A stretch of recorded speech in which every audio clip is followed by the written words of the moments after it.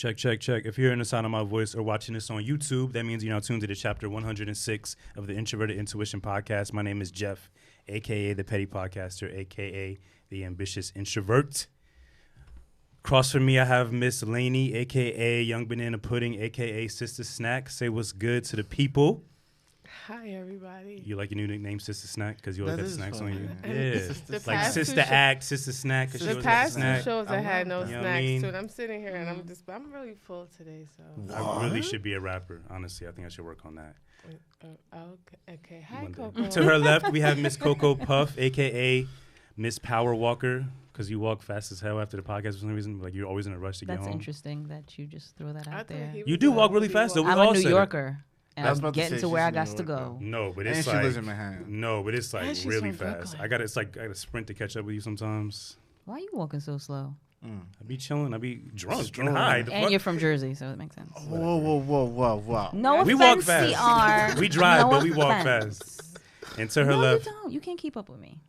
Oh, is that a test? We gonna race after this podcast. Absolutely. I ain't gonna have no energy for that. Yeah, right. We gonna be tired as hell. Like, But in my head right now, I could beat you. we're not gonna remember this conversation. Let's That's my move race back. to the elevator and that's it. And to her left, CR, aka Conscious Rap, aka Haiti Zone, Yo, aka yo. he's from Haiti, but he's never been to Haiti. I was on the other side of the island though. I went to DR. Yo, CR went to DR. how did they feel about you claiming Haiti, but you never been? Like, honestly, It's the same land, people. I don't Well, know. It's the same land. I'm very in he's touch been with to my Haiti. culture. I can speak the language. I can cook the food.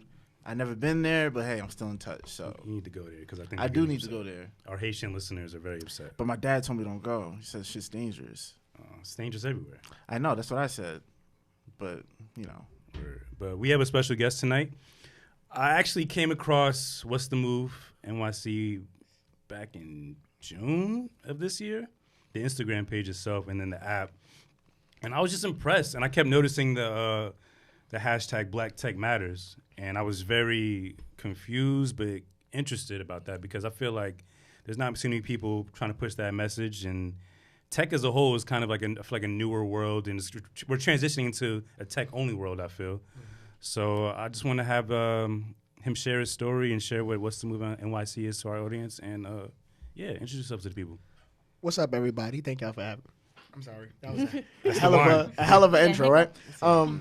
It's the wine. It's the Capricioco, whatever. blame that on me. We Y'all. started Blame too it on early. me. That's Blame what it it on is. CR. Yeah, probably. We started drinking too early. Probably. My name is Taki Bond. I'm the founder and CEO of What's the Move NYC mobile app. It's just an app that you can find out what's It's going on not just in an the city. app. You can't just say it's just an app. All right, so it's a dope app. There you go. It's There a you fire go. app where you can find out everything that's going on in the city, from parties, festivals, happy hours, restaurants. We even got stuff for dates, date night, kid stuff, just a whole bunch of stuff, just a plethora of so events. tight. It's so dope that you got on a train and announced to the entire train about your Yeah. app, and that was a dope video. Thank you. What inspired the motivation to do that? I was just thinking of ways to promote the app, and one way, every time someone asks me, like, how can I promote something or do something, I always say, do what everybody else isn't doing. And, I mean, I take the train every day, and every single day there's a homeless person on the train, or someone selling candy, or someone doing the showtime, and it's like, this is probably one of New York's most honest hustles. Like, Yeah. people do this shit every day. single day, but I've never seen anyone get on and just say, yo, I'm not asking y'all for money. I just want to tell you about my business because so it's smart. relevant to you. Right. So I did it, and it worked. It did It's exactly free as advertising right there. Exactly. Smart. Guerrilla marketing is the best way to go. Okay, Didn't I it's just funny say that you today? I We said just that a got little guerrilla while ago. marketing Yeah. coming over here. Like, Yeah. being up Guerrilla early marketing today. is Right on great. 34th Street. Oh my Yes. God. Yeah, I kind of did something not similar to that. I didn't like have it recorded and be on the train, but I did kind of go on the train and hand out business cards. Yeah. So I'm trying to work on my way towards to actually speaking and projecting It was like my confidence in my thing. it was difficult at first. I was shook at first. Yeah. I'm glad that the first take didn't make the cut because my voice was cracking and shit. Good morning. It didn't flow. But after I did it the first time and I got comfortable with it, I just ran with it. It was cool. Can you take us back to the quote unquote beginning of when, prior to the app starting, and when your interest started in wanting to create something like this? The app. The funny thing about the app is it wasn't the first thing I did. When I first got into this creative space, this entrepreneurial space, I started managing artists. I wanted my own independent label. This is like 2010, 2011. I established my own independent label called Word is Bomb Music. I started managing 3 artists from my neighborhood. And your neighborhood is? Marble Hill in the Bronx. I was waiting for a reaction. Go ahead. I was like, all right, let's get it out. He looked at all of us like. You got Jersey, Brooklyn, Queens. I'm actually from the South Bronx, so. Word? Yeah. Okay, cool. So I wouldn't have got that vibe. No? Yeah, you seem like a nice person, so I wouldn't have got that. Trust me, she's not nice to me. Oh, my Not God. nice to me. You probably did something to her. That's No, I live my life. Personal. I live my life. He didn't do anything to me. I met Jeff, through podcasts, and I just read people really well. So that's why Jeff doesn't like me. No, we like He's each mad. other. That's why. He's mad. That's okay. No. Interesting. So- But You sound yeah, so I started word of mouth. Excuse me. I started Word is Bond music. I was managing artists for a while. Then when the artists didn't want to make music anymore, they just went through their own life stuff. I found, I mean, it happens, but a manager without something to manage is just a fan. So I felt myself like, damn. You're full of good quotes. You know that? Oh, Like, we just you getting started. Like, we just getting started. Let's go. Okay. No, Coming so, up with new merch very soon. but I figured I had to do something. So that's when I created What's the Move. But at the time, it was just something to do. And I didn't take it as serious. So while that's happening, I'm hosting events and parties. I'm throwing my own shows and parties. I started a fitness brand. I started a podcast with my homies. We did. I started my own. We started a radio show. I started my own podcast, fitness brand, all that stuff. But through all of it, What's the Move stood the test of time. And that was the thing that people really gravitated towards. So I got to a point where I'm like, let me put all my energy into this one thing, because this is the thing that people like. This is the thing I feel is going to pop. So, I went for it, and people love it. When we started developing the app, I started developing the app like last August. And, released it in March, and, it just worked. I have a question. Like, all right, so, like, with an app like that, my question would be, like, how do you, like, come up with how do you find all the places that you have posted on there? Like, what is it like? How does that set up? Because and you had to refresh it all the time too, no, right? Are these places that you actually went out on your own and like visited and like a lot of these places I've been to, because I'm a native New Yorker, so I just been everywhere. And then 2, like I said, I did just about everything before doing the app, so I was able to develop relationships with people who are throwing party DJs, promoters, all of that. So now that's my timeline. What y'all see on What's the Move is basically my timeline on social media. That's so smart. So I just take that and that's so smart. Put it into the app form. It's interesting you were doing all these things, like they all ended for different reasons, but like did you ever feel like at a point you were just doing too much and you had to cut some of the stuff off anyways? Absolutely. That's what made me say to myself, I have to focus on one thing, because after a while I felt myself like I was spreading myself too thin. Yeah. And it's the worst thing. And even worse than that is realizing you're chasing a dream that isn't really yours. Because I was chasing a dream that I saw work for other people, and I'm like, I can do that shit. I can do it. I'm gonna try to do the same thing. Exactly, but no matter what you do, if it's not for you, it's not gonna work. Yeah. It's not gonna work. So I'm trying shit. Everything is failing, and I'm sitting here looking like, what is wrong? Like, I know I'm dope. I know I'm creating good stuff. Why isn't it working? Because it's not supposed to work for me. That's not what it is. And as soon as I changed gears and I changed my mindset to just What's the Move, everything started moving smooth. How exactly do you even create an app? Is there an app to create an app? There actually is an app to create an app. So that's a good question. So I can't code. I can't tell you. My coding expertise stops at MySpace with copy and paste. That's it for me. I copy, paste, embed it. That's it. But there are so many different sites that let you create an app. Like, they'll give you the skeleton of an app, and they say, all right, you fill it up with content, and we'll do the back end stuff. Yeah, we'll take care of the back end stuff. We'll take care of the maintenance and work out whatever bugs. But even with those resources, I would think that it's expensive to do something like that. It is. I'm sure there's plenty of people that are listening that are like, oh, I definitely have a great idea for the app, but I don't think I could afford to put all these things in place in order to even create it. It depends on what level. Like, for example, the company that I work with is called Buildfire. I don't hide that information because I want people to go out and make money. Yeah, do your thing. So with Buildfire, they have different tiers. So you pay for whatever tier, whatever level you feel like you're at, and as you grow, there's the last tier is called like the Enterprise. So with that one, it's like $500 a month, but you get. That was CR. I grabbed his arm like, it's okay. CR started It's all sweating. right. That's just one He tear. heard 500, he started sweating. Yeah. Nah. So yeah, you do that. You pay for that tier, and you get all the analytics you need. You get 24-hour round-the-clock help with your app, and you have options now. So that's what you can. You don't have to know how to code to get into the tech industry, and that's why I feel like a lot of people, especially black and brown people, we look at it and go, I'm not trying to do that because I'm not trying to go to school for it for another 3-4 years and then start doing it. Like everybody wants, they want their shit now. Instant gratification.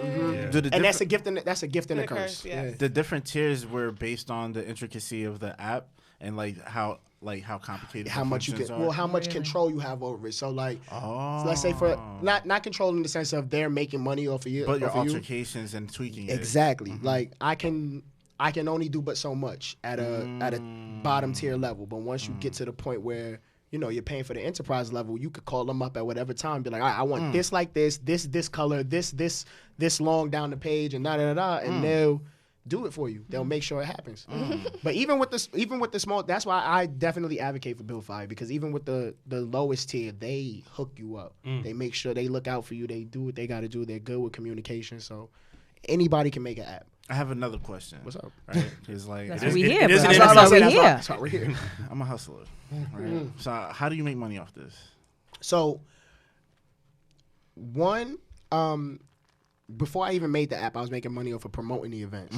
So we'd have somebody with I call it featured promotion. So you pay for promotion, and we posting your event all day on social media. We sending your event out on our personal on our newsletter mailing list. We posting it on our website. And now that we have the app, we posting it on the app, and we're sending out notifications and stuff like that. We also started promoting venues. So not just the parties, but the entire venue we're now promoting. So every time that particular venue has an event that's relevant to your audience or your demographic, you have it posted on the app. That, but not just that. It's like the entire venue. Like I don't care, Monday, Tuesday, Wednesday, Thursday, whatever they're doing, we're promoting the entire venue. Like, are you looking for a good time? You're looking for loaded cheese fries or something like that? This venue has loaded cheese fries. Is that without prior communication with them, or are you just doing it off of like? Oh no, the potential benefit. I started doing it just to Get their attention. and a lot of brands will reach out like, oh, I saw what you did for them. I see you working for other people. I want you to do that same thing over here. So what do you set contracts? Yeah. Just tell them the price, tell them the pricing, tell them the contract. And, most venues, because it's such a competitive field, to have a venue in the city, they're going to want that help because they're not as connected to the people as they think or as they wish to be. Yeah. So they need someone like me to come and say, listen, I got the eyes. I got the people who are actually looking for something to do. Put the money in our bank account. And we'll take care of everything else. Bro, so, I admire this whole situation. Thank you. Like, because I organize events and shit, and I've never heard anybody come up with this idea. Like, this is fire. Go ahead. I was going to say, it's crazy because the business cards that I have a QR code on them. And I did that for the specific reason that if you type in what's the move in the App Store, a couple different apps come up. So I did that so that people come directly to my app. It's not an original idea. Nothing is an original idea. And I think that's the beauty of being a creative. You don't have to reinvent the wheel. You just got to do it better than everybody else. Right. And once you do it better than them, people are going to come to you. It's like once you solve a problem, you can sell the solution. I feel like it's a gift and a curse. I feel like, you don't always have to reinvent the wheel, but it's good to come up with something new. Something new. Like, absolutely. Right, because like Innovative. I was curious it's if good you even to be innovative, like and be able to. Go ahead. For sure, no, because like the market for apps, podcasts, everything you're doing prior and what you're doing now is oversaturated, no matter where you go. So, were you conscious of that going into it, and you just had the confidence to be like, my shit's gonna be better than what's out now? Absolutely. Strictly that. Like it's like I had a mentor years ago when I was managing artists, and he told me, just stick to the code. And I'm like, he always said that to me, just stick to the code. I'm like, what the hell is the code? The code is do everything that's already been done better. Yeah. Because you can have, for example, I'm looking to throw in a paint and sip. It's not an original idea. Everybody's done a paint and sip. Now you're just going to tweak it. With my paint and sip, though, it's going to be 10 times better than everybody else's because, again, I'm going to do what everybody else isn't doing. That's so smart because that's what I did with showcases. That's it. I organized showcases. There's so many showcases in New Jersey, and I just figured out how to do it different than everybody. Damn, this nigga's smart. I appreciate that. I feel like the whole, from my perception of your app, is very selfless. You're providing other people entertainment, other people a good time. Like, why is that exactly? Why do I want to? Yeah, like why? It feels like you're just doing it to help other people. Like, where does that need to help and provide entertainment for other people come from? Because one, I had very few people who wanted to help me out when I was on my come up.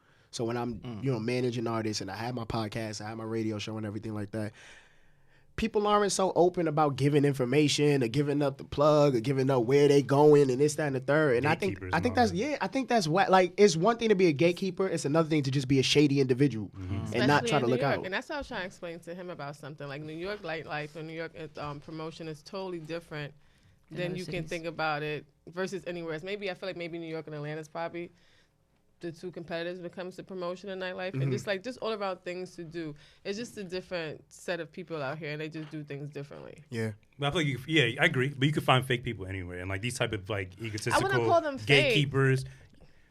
To not provide knowledge just off like for free, like I think that's it's about money. I about to say I don't think it's fake. It's selfish.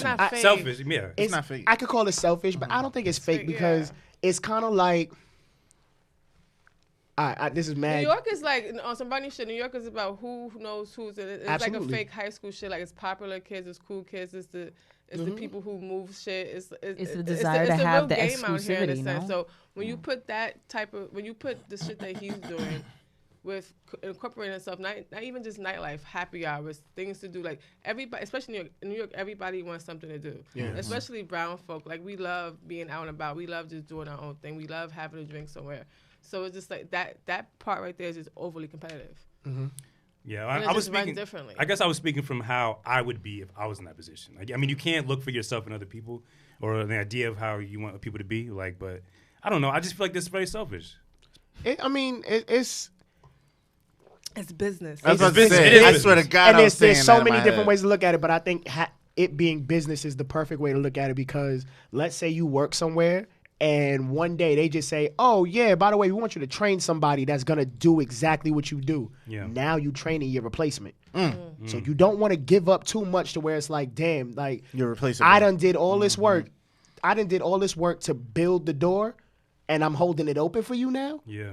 You know what I mean? You want people to have to work for everything that they doing too. But in the same light, it's like, I remember what it was like to be struggling and to not have no plugs and to be, you know what I'm saying? Them sleepless nights where I'm stressing myself out because I can't get to a certain room or something like that. And that's whack. Especially if Martin Luther King and them didn't march. They not going to sit there and tell us, like, civil rights leaders not going to sit there and tell us, nah, we did the march and you got to march too. They did it so that we don't have to. You know what I mean? Right. So if I'm out here busting my ass doing all this work and somebody else come up to me like, yo, I need help. Like, why wouldn't I help you? Yeah, that's like the difference between like an OG and like an old head. I feel like the OGs will provide the information, but the old heads will just like shun you and close that door. Get out of here, in your face, nigga. You know what I mean? Like, I feel like that's only until you prove yourself because I feel like sometimes you can come in very cocky and not feeling like. And young niggas do that. You gotta know how. Yeah, and that's the thing. Young niggas do that. They don't really know their place no more. And I'm not old. Like I'm older, but I'm not like I'm not an OG. I'm not nobody. No, I'm somebody. You're OG. You're my OG.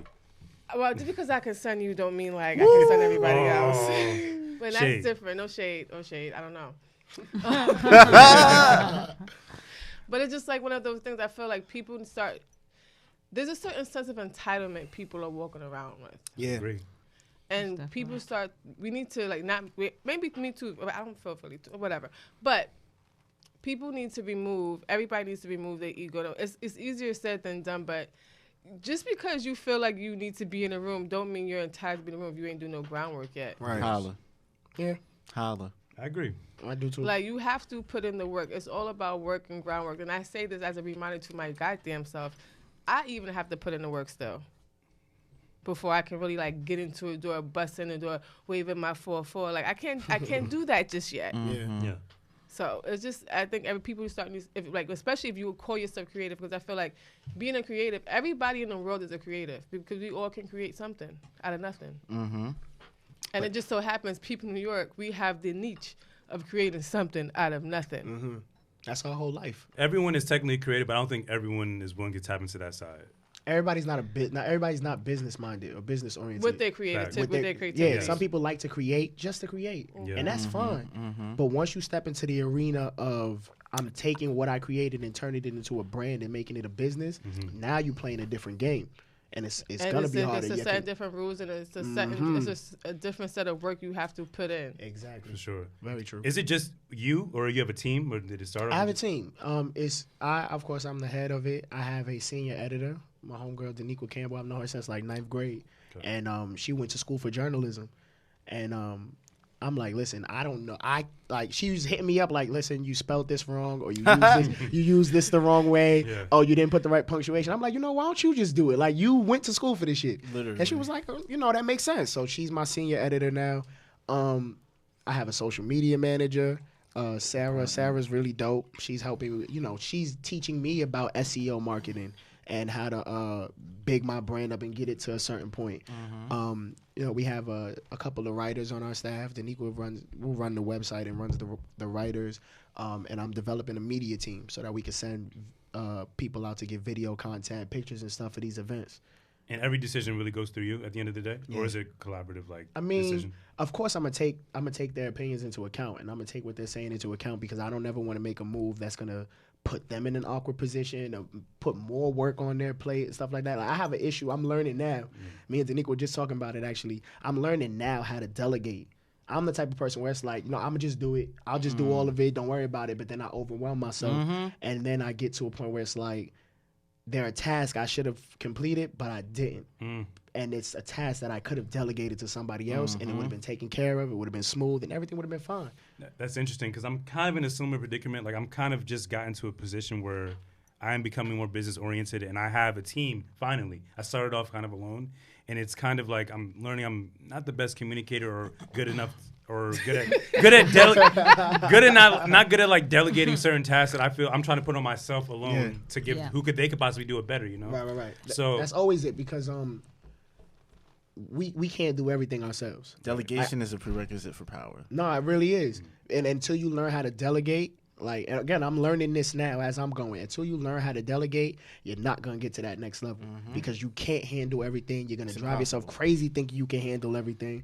And you have to trust your team. Yes. If you have a team, say that again. Word.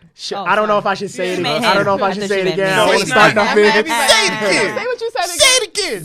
You have to trust your team. we communicate more. Say it again. You gotta trust your team. Shut up. Word. We communicate more. I just feel like me as like I'm just naturally like a reserved person, not really I won't say trustworthy, but I don't know. I'm just so used to doing it for myself. Yeah. And I have the vision for how I want it to be, but having someone else execute your vision isn't always the best. It's not. And sometimes it's downright shitty. Like, it's terrible. Sometimes I hate to see when certain people do things, and I'm cringing at it. Like, I wouldn't have done it like that. But you have to understand why they did it like that. Yeah. You have to look at it from all angles. You got to look at it from their shoes. And it's like, it's crazy. I'm speaking all of this because I just read this book called Leaders Eat Last. And it's all about, like, leading a team. And one of the biggest chapters was about taking that step back and letting somebody else step up. Yeah. Like, you put me down on this team for a reason. Let me do what you brought me here to do. Yeah. Of course, it's gonna take some trial and error. It's gonna take them to, like, get it right. They're never gonna see it the way you see it because it's your vision. Right. They can't see your vision, no matter how great you are at illustrating this vision and putting it into words. They will never be able to see it. You just have to trust that they understand you as a creative, as a person. Yeah. And that's all you can hope for. And I think that's why we work, because we understand each other on a personal level and somewhat of a creative level as well. But I don't know. I guess I could do more delegating. Because I do have ideas, and I am trying to just execute it on my own. But I guess I'll you pass should it along. read the book Eat That Frog. It's about prioritizing your tasks. I just finished it, actually, and it was talking about how, like, let's say you have a task list. Make your tasks A, B, C, or D. A, of course, being the most important. D being something that you can D for delegate, or something that you can completely delete. So if it's something that there's no consequence behind it, like, let's say I don't do this. There's no consequence that's going to hit us in the next, couple weeks. It's something that you can either delegate or you just get rid of it for the time being. I'm curious, did you gain all this information? Was it through school or these books that you read? Or were you just always the type of person, you always had this information? Or was it your family? No, I was a fuck up. I got kicked out of every college I went to. Damn. Damn, how many did you go to? What was you doing? Selling crack? Not everyone's like you, bro. No, I wasn't selling crack or drugs or anything like that. I wasn't taking it serious. I got to school and I was like, oh, it's lit. Like, fuck, I'm not home no more. I make up my own schedule. I'm doing whatever the fuck I want. But it's like, I wasn't always this person. To this day, I don't honestly think I graduated from high school. They gave me a diploma and they let me walk, but I'm like, y'all sure? Like, y'all giving this to me? Because I just wasn't that person. I was never a studious person. I was never the on time. I was always in the hallway. Yeah. You know what I mean? So I developed this over time because I just knew I wanted more for myself. And the only way I was going to get more is if I changed up my habits. And I knew that my habits prior to, building everything just weren't it. I knew I wasn't gonna get anywhere waking up at 12 in the afternoon, wake up to smoke weed and then go outside. Like, I'm not gonna get nowhere like this. Were you comparing your journey to other people? Not really comparing my journey to other people, but I would see my friends or see other people that I knew going and traveling and doing these amazing things. Perfect example, my cousin, Austin Mills, the DJ for Henny Palooza. Oh, that's your cousin? That's my cousin. Dope. I remember when he was younger, when he was in school, he had like a saying with his friends like, yo, by 25, we're going to be millionaires. So now they're pursuing this goal and they're all doing amazing things. They travel in the world. They, meeting all these famous people. And I'm like, he's doing something different. Like, I'm not, I want the same thing. Like, I want to be a millionaire at 25 too, but I'm not doing what they're doing. And I have to change what I'm doing and to look more like that. Mm-hmm. Like, studying millionaires is probably the biggest thing you could do because when you develop those type of habits, everything changes for you. Facts. How old are you? I'm 28. Okay. Yeah.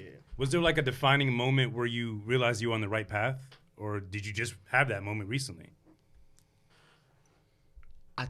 I think the day I met Wyclef Jean, I knew I was on the right path. That was like one of the first famous people I met. It's mad weird. It was one of the first famous people I've not ever met, but while on this journey. So my mentor at the time I met him, I'm managing artist. My mentor was also an artist manager. He's just been all over the world. He bought me the Puff studio in the city, Daddy's house. That's actually not too far from here, and. We just in the studio. His artist was in the studio recording. He just wanted to bring me along just to, be a fly on the wall. So we just in the studio, we chilling, we kicking it, and Wyclef just walks through the hallway and goes to the bathroom, mad regular. And I'm just like yo, that was Wyclef. And then he came out, took a picture of us talking to us. I'm just like, yo, like it's really, I can touch Wyclef. You know what I'm saying? So like all of this shit is attainable. All of this shit is within my reach. I just got to put myself in the right rooms and put myself in the right position, align myself with the right people.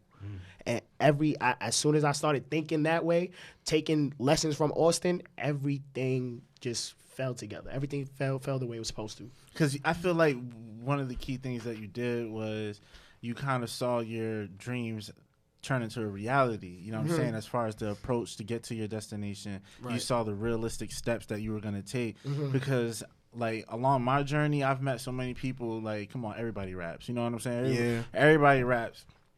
I met so many people who just have unrealistic expectations, people who are not doing any real work to get there. Because, like, it's just funny. You know what I'm saying? Like, I know you've had those experiences where you see people, maybe they might be in a similar industry as you or whatever, but that person's not doing enough. You know what I'm saying? Like, that's all the time, especially in the generation we're in now. Like you said, instant gratification.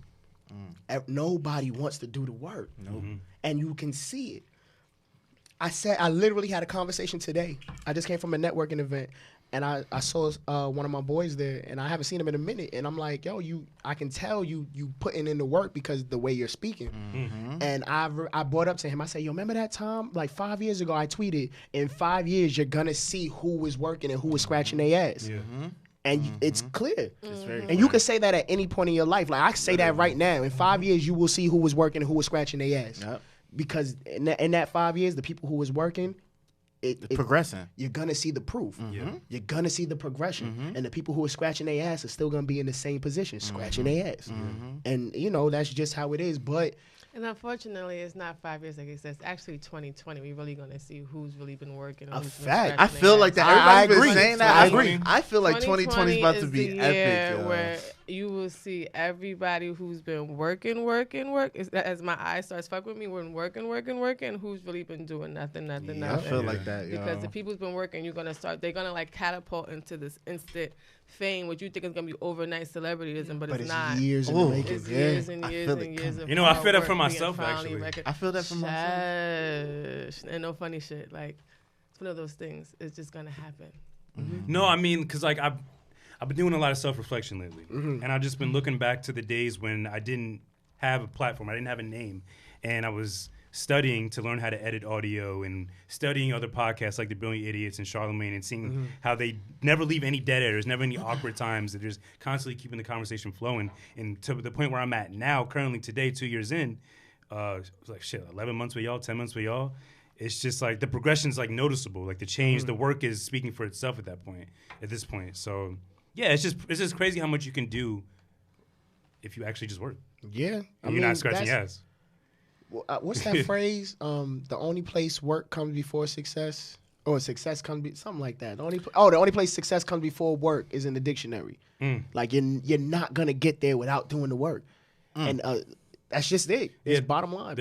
Go ahead. People always try to make 2 + 2 = 5, and it's like no, 2 + 2 is Two's 4. It's 4. always gonna be 2 + 2 = 4. You can't come get up- to 7 without going through 4, 5, 6 You first. see what I'm saying? Like, and people are always trying to jump that step. I know so many people. Again, I wasn't always this person, so I grew up around so many people who were just like, "Yo, bro, I got to come up. I got to lick," and it's like that shit gonna last for like a month, and then you right back in the same position. Wouldn't you rather put a month of work in and be in a completely different bracket? Like, but Sometimes all not it takes is a month of work. 100%. But I'm learning that it's survival of the fittest. Yep. And it's not necessarily how strong you are, it's how Exactly. it's how smart you are and how you Exactly. choose to spend your time. Yeah. And how much resilience you have too. Exactly. Because a lot of people who might have some of those characteristics where they might be working hard or they might have the right idea, but the minute they come across an obstacle, it's like, damn, They give this up. shit hard as hell. Yeah. And then like they that. give They up. get that- And really, it's just a test. Like a lot They of get niggas. that little test of like the little fruit thing on them. Like, oh, do Yeah. you want this? Do you really want How it? bad do you want it? Yeah. But Like, it'd be that's all that something is. so Yeah. bigger before that. So. Because like even with this music shit, bro, I've been recording since I was 16. I just turned 27, right? Okay. Since I've been recording to now, I done seen so many niggas talk about rap is my life.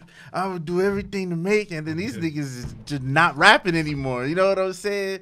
Like I can relate to that. And very for much. me, like I had to eliminate expectations because like I always had a certain like goalposts for like where I would be by a certain time. And once I got rid of all of those, I felt freer and lighter. Yeah. And I was able to Yes. create more and get to even further spaces than I ever imagined. yeah. That's where we're at today. I say you gotta embrace the process too. You have to. Like Yeah. you were saying, like you can't get to 7 without getting to 5. But- Yeah. 6. You know what I'm saying? Like you got to get through those and you got to enjoy, because that was a lesson I had to learn last year. I had to learn how to enjoy the process. You know what I'm saying? Because when you're in it, sometimes it's hard to appreciate the struggle, because that's when you learn. That's when you build your character. God. That's when you've Absolutely. learned who really got your back. Like everything I'm going through right now is going to give me what I need to survive when I do have my Exactly. success. You know what I'm Exactly. saying? And not to be funny, like I grew up in the South Bronx and everything, but I never really knew struggle. Like my mom was just so great at keeping me naive and all types of shit. I grew up in the Patterson Project, so I was just like very naive to a lot of shit going around me. So I never knew struggle. So the past year was like my first year of struggle, and my mom, she's like so upset with me. But I'm just like, yo, not for nothing. Like I kind of love the freedom of the struggle in a sense. Yeah. Mm-hmm. It does have And a I freedom don't know to what does. to like. There's say no to you. obligation in Yeah, that. it's like no Yeah. obligation. Like, I'm not obligated to nobody right now. It's just like it. It's just you. it's just me. Yeah. I only have to fend for me in a sense, and it's just like, and my mom, that's my bitch. I'm always gonna take care of her. It's just like, it's one of those things. Like, I've learned so much this past year, not even just about myself, because I'm a Virgo, so I always tend to know I know everything because I fucking do. But I know can't nobody tell me about me. Right. But this year was like one of those years. It was just like things that my mother has told me since I was a kid. It was just like back to back to back to back. Like, yeah, okay. maybe she crazy, but she on the right path of some type of She crazy. might know like, what she's saying. She know Mama what she's talking about. knows. Like Mama and know, it always baby. goes Mama back, know. Mamas really know. Like Yeah. as much as we hate to listen to them about certain shit, like even like if you bring a friend around your mother They and know. she just She'll tell you, know. that ain't Yeah. your friend. know. I've They been know if there. you talked about your friend to your mother already Yeah. She'll be knows. like, Your mother don't have to And see my that thing friend. is, That's a my mom fact. hates like all my friends. It's just, and then the one friend she do, like she'd be like, well, it's just a mess. So it's just always horrible. But I love the struggle. Yeah, all the friends that my mom told me about, they're not around today. Uh-huh. So don't know where Give they it up at. for the mamas who Right. be out here Shout out just to telling, moms. It's you time for the know? moms. Yeah. But yeah, They you gotta crazy embrace your asses. struggle. What would you say is I'm loving it. the best part and the hardest part about what you do? If you can narrow it down to one thing. The best part, I would have to say, is seeing people utilize the app. I think that's the best part because it's like, damn, y'all using something I Yeah, created. really Like, using damn, it, like, yeah. and people are like really using it. Like, I had somebody come from London, like, Wow. like, yo, I'm coming. I heard about this app. I'm gonna use it. First of all, my thing is, who told you about it? Who told you about it? But then after that, it's just like, damn, like somebody's really excited to come. They're coming planning to their whole vacation around something that I around created. Yes. That's a great Thanks feeling. to you. You're It's like, a great feeling. That is so cool. Yeah, I checked out the app. you said what? I checked out the app. You like it? I'm about to glad. download that shit right Yeah, now. download it. I left the review. I like it because, like, honestly, I feel like the hardest part for people coming into town is like deciding like what to eat. Maybe not much on what to do, but 'cause Yeah. eating is more important. Is the most important thing. And you had a variety of restaurants ranging from different Yeah. cultures and stuff like that. And I thought that was important and probably the most beneficial part for a lot of people. Eating and drinking. Yeah, absolutely. Yes. And then because it's like I said, it's so saturated. That market is so saturated. There's like thousands of restaurants. There's thousands of bars. So it's like, you know, if you could get all of that in one spot, or not even all of it, just like if you could get a good number of it in one spot and make it a little bit easier for you to pick, why not? Are the majority of these like your personal favorites that you? I know you said you've been to some of them, but Some like of them your are my personal. some of them are my personal favorites. Like there's a lot of bars that I frequent, but yeah, I mean they're on there. The ones that I frequent are definitely on there. So there's nothing on there that's like you haven't been. You just saw it was Oh highly no, reviewed. there's definitely things that I haven't been to because we have writers. So the writers will go or they'll hear about it from somewhere. Or sometimes like I'll be on the street passing by and there's a sign that says, "Oh, happy hours from this time, this time."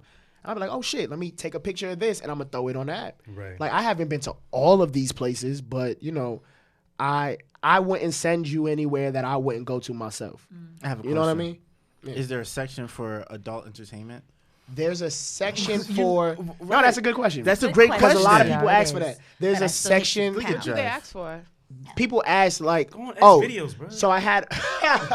I'm talking about fucking strip clubs and stuff. Oh, No, I think you see, meant look like at this Oh no, guy. I don't have them on there. But What did you think I was talking about? I don't went know, way bro. further into it. Why would that be on the? On Isn't this porn app? adult entertainment? But that's not what I That's meant. at home. That's like, that's yeah. personal This, we're entertainment. talking about places you go out to. Oh, my bad.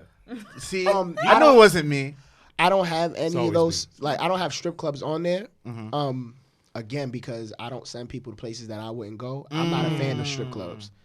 I had a terrible experience at a strip club for my 21st Can we hear about that? Yay, we want to tell hear it, about tell that. it, tell Hear it. about it. Hear about Here you it. go. Here you go. It's pretty embarrassing, but I don't on care. now. At this point, I Come don't on. care. At this point, I don't care. You're a family, right? The wine Right, speaking. right. It's the wine speaking. So my older cousin took me to Perfections in Queens for my 21st, but like the day I turned 21. And she's like, yeah, I'm gonna take you to the strip club. It's gonna be lit. Mind you, it was like a Tuesday. So it was like, yeah. Going up on a Yeah. Tuesday. Actually, It was mad C-section scars and bullet wounds and shit. Like, it was regular. No, but then like it was cool. But then I was I had my phone in my lap, and one of the girls came up and wanted to dance. I'm like, all right, whatever. So I'm throwing her dollars and shit. I'm having a good old time. Word. And I swear to y'all, I never seen her hands. Like I never seen her hands. And when she got up, she walked away. I'm like, Oh, Where's my phone? God. I'm like, Are where the you hell is my phone? serious? so I'm like, I'm in there flipping. I'm in there mad as hell. Like, where the fuck is my phone? I went to the owner, the bouncer, and he was like, the owner goes, well, I'm not gonna check none of my girls. I'm like, nigga, Hell Like no. you, this is your business. It's your establishment. We're out here stealing cell phones. Yo, I yes, never yo. understood the Hey. whole. I never understood the whole thing of stealing the cell phone. Like, what can you do once you get the cell phone? Nowadays, you can't do nothing because the way iPhones are set up and shit. It shuts down the whole phone. Yeah, it shuts and down it's the whole over phone after with You the can still Apple just ID. sell the phone itself to somebody who's dumb. Like, you can still sell it somewhere. Somebody gonna buy Back it. then, it was 21, you're 28. Yeah, back I then mean, is different. yeah. The phones, stealing phones back then was hot. Yeah. Everybody was doing But that. so she got me for my phone. Shout out to her, man. Yeah, right. Damn, I I want to interview her. I just had. I don't know. I really I wanna don't know. interview her next. But I had to just eat. I just had to eat that. So I was like, whatever, fuck it. But ever since that, but then also like, I kind of always said to myself like, why would I go to a strip club and throw away the money I just worked for? That's how I always Like felt. this is the money What is the that point? I earned this money, and I'm just gonna throw it away because you naked. Like nah, like You don't know what strippers in there in the night. You don't know who's going to be in there. Like, I you don't know always- who's clocked in. I You might always get the felt wrong like that stripper. shit was a con, bro. It's Right. not worth And I'm it. not. Always I'm not felt really like a it's a club con. person anyway. Same. don't It's seem just like not. It's just not my vibe. It's not my scene. I felt because like I grew up around like my cousin's from Flatbush, right? So he's into the party scene. Like I've seen it from their perspective. Like this shit's a con. You know what I'm Yeah. saying? Like they overcharging for everything. Everything. Like especially for a guy. Like for females, if I was a female, I would enjoy clubs more because they have more deals. It's, you know what it's I'm definitely saying? an experience for women. It's more. than It's more of an anything. Yeah. experience for females, but for dudes, like, nah, you paying more to get in. You buying drinks for people. You doing mad shit. Like, A $35 Hennessy is $200. You know what I'm saying? yeah, Like fuck you, man. the regular bottle of Hennessy is $200 something dollars, and they try to dress it up and say, oh, but you get a section too. Like I could have sat down at the bar. And you Yeah. get sparkles. Certain, I don't want sparkles. You get certain strip sparkles. clubs got good ass food though. Like you got to find the right Oh one. yeah, like Sin City. Sin City Yeah. had great food. Like okay, so boom, I went to Perfections, and then the next strip club I ever been to was Sin City because my You coworkers. loved their food, didn't No, you? the food was mad good. Yeah, fuck But everything then- else. Where's Yeah. Sin City at? Where's that? And it was It was was. in the Bronx. Oh. They shut it down. Like it was like 2 weeks before they shut it down. I had went, so I only got to experience The that last one minute. time. Yeah, that Ooh. last. Do we know why it was shut down? Why? Why? No, I'm It asking. was Do we like know? Oh. some, some road, like, I heard back when I was dating whoever I was dating, I used to Shout out hear to all them. the little faking, conversations. So the one thing I will say, I heard that somebody bought out Sin City a while ago, and it was just a matter of time before they shut it down to turn it into, I guess, condos or loft apartments or whatever the case is, because the neighborhood was already complaining about the spot anyway. And once you get caught with underage girls, drugs, Yeah. and fucking selling liquor It's to over. minors, it's over. Yeah. So that was all those owners needed to like kind of put things in a swift play, in a swift motion. Yeah, the South Bronx, that especially that area. You from Patterson, so I know you know. It's all That changing whole up, area is yeah. gonna. The Bronx is gonna look like Brooklyn in the next 5 years. But it's only gonna Yep. be, it's only Yeah. gonna be that section Wow. because it's right by Soon, the yeah. water And it's so everything many- like yep. that. And it's like a lot of you can make a lot of those warehouses into loft apartments. And Exactly. everybody have to start doing. I remember being a little girl going down to the Antique Row, what's that as you go into the Triborough or Willis, past Willis Avenue, Alexander, all that shit. That little where Don Poncho's at. You know what Don? Yeah, I know what Poncho's you're is? talking about. Yeah, so that little, it used to be antique shops all down there. I remember going down there and always thinking to myself, like, yo, I would love a loft apartment down this way. Because there used to be loft apartments down there even when I was there. But once everything really changed over, it was just like It was different. a totally different thing. Like, it's nice down there, I will say that. That little area, it's right near McDonald's. Once you get up They to call it- yes, that Yeah, I know. McDonald's. They that call little it area. Sobro now. Sobro. I don't. That's Sobro? some bullshit. It's still Sobro. South I Bronx. remember South always Bronx. riding And past. then you go up 2 wow. blocks. That's You go up disgusting. 2 blocks. That you're in is the hood. disgusting. But that's no different than Brooklyn when you go up. You be in the Jewish area, then you go up the 3 blocks. It's bang bang shoot 'em up. But that's how they do Bang, it though. bang, shoot 'em They circle the hood. Like they get everything around the hood, and then they start slowly moving their way into, So they at the that they at the bare neighborhoods. end. So they at the end or the beginning, bare end, however you want to see it. And then the hood starts from that, and then it's like a. Oh, so they start from the perimeter and then But they the gentrify Bronx is close- not towards all. the Let me close just in. say this: the Bronx is not all hood neither. I have this thing where people just have this hate on the Bronx, but the Bronx is not really a bad place. There's like a lot of different sections in the Bronx. There's a lot of beautiful spots in the Bronx. Like, explore the Bronx, but if you're not from there, just don't go to certain areas past. You know what's crazy? I like I say that Park Church a too, lot. but everybody's gonna love the Bronx within the next 5 They years. are. They Everybody's really gonna love are. Bronx. We got the best zoo in the We world. thank you. Like, We have the zoo. We have the botanical It's- gardens. yeah. Like the Bronx Yeah. is, we have one of the biggest parks. Van Cortlandt Park is the biggest park in New York City. yeah, but it's Wow. all it's I didn't all know gonna change when the real estate of the Bronx changes. Like they just built a Starbucks on Uh-oh. on 3rd Avenue on the hub of Ooh. all places, like one of the dirtiest blocks in the Bronx. Yo, one thing, Starbucks, one of the cleanest places in the world. You see what I'm saying? Like, It's all gonna And change the funny up. thing is, it's still the crackers are still out there. Niggas are still out The there. the Starbucks And you never Corporation gonna gonna change. clean that up. You can't sell drugs in front of us. We selling coffee. This is our block. Selling our own drugs. Right, like this is our block. You can sell crack, but you can sell coke. Mm. Okay, let's be very clear. here. America. You know how that go. Yes. You know how that go. That booger sugar. That I've been- booger shit. I've been thinking in my head ever since I really was preparing for this interview. Like, I really love the app.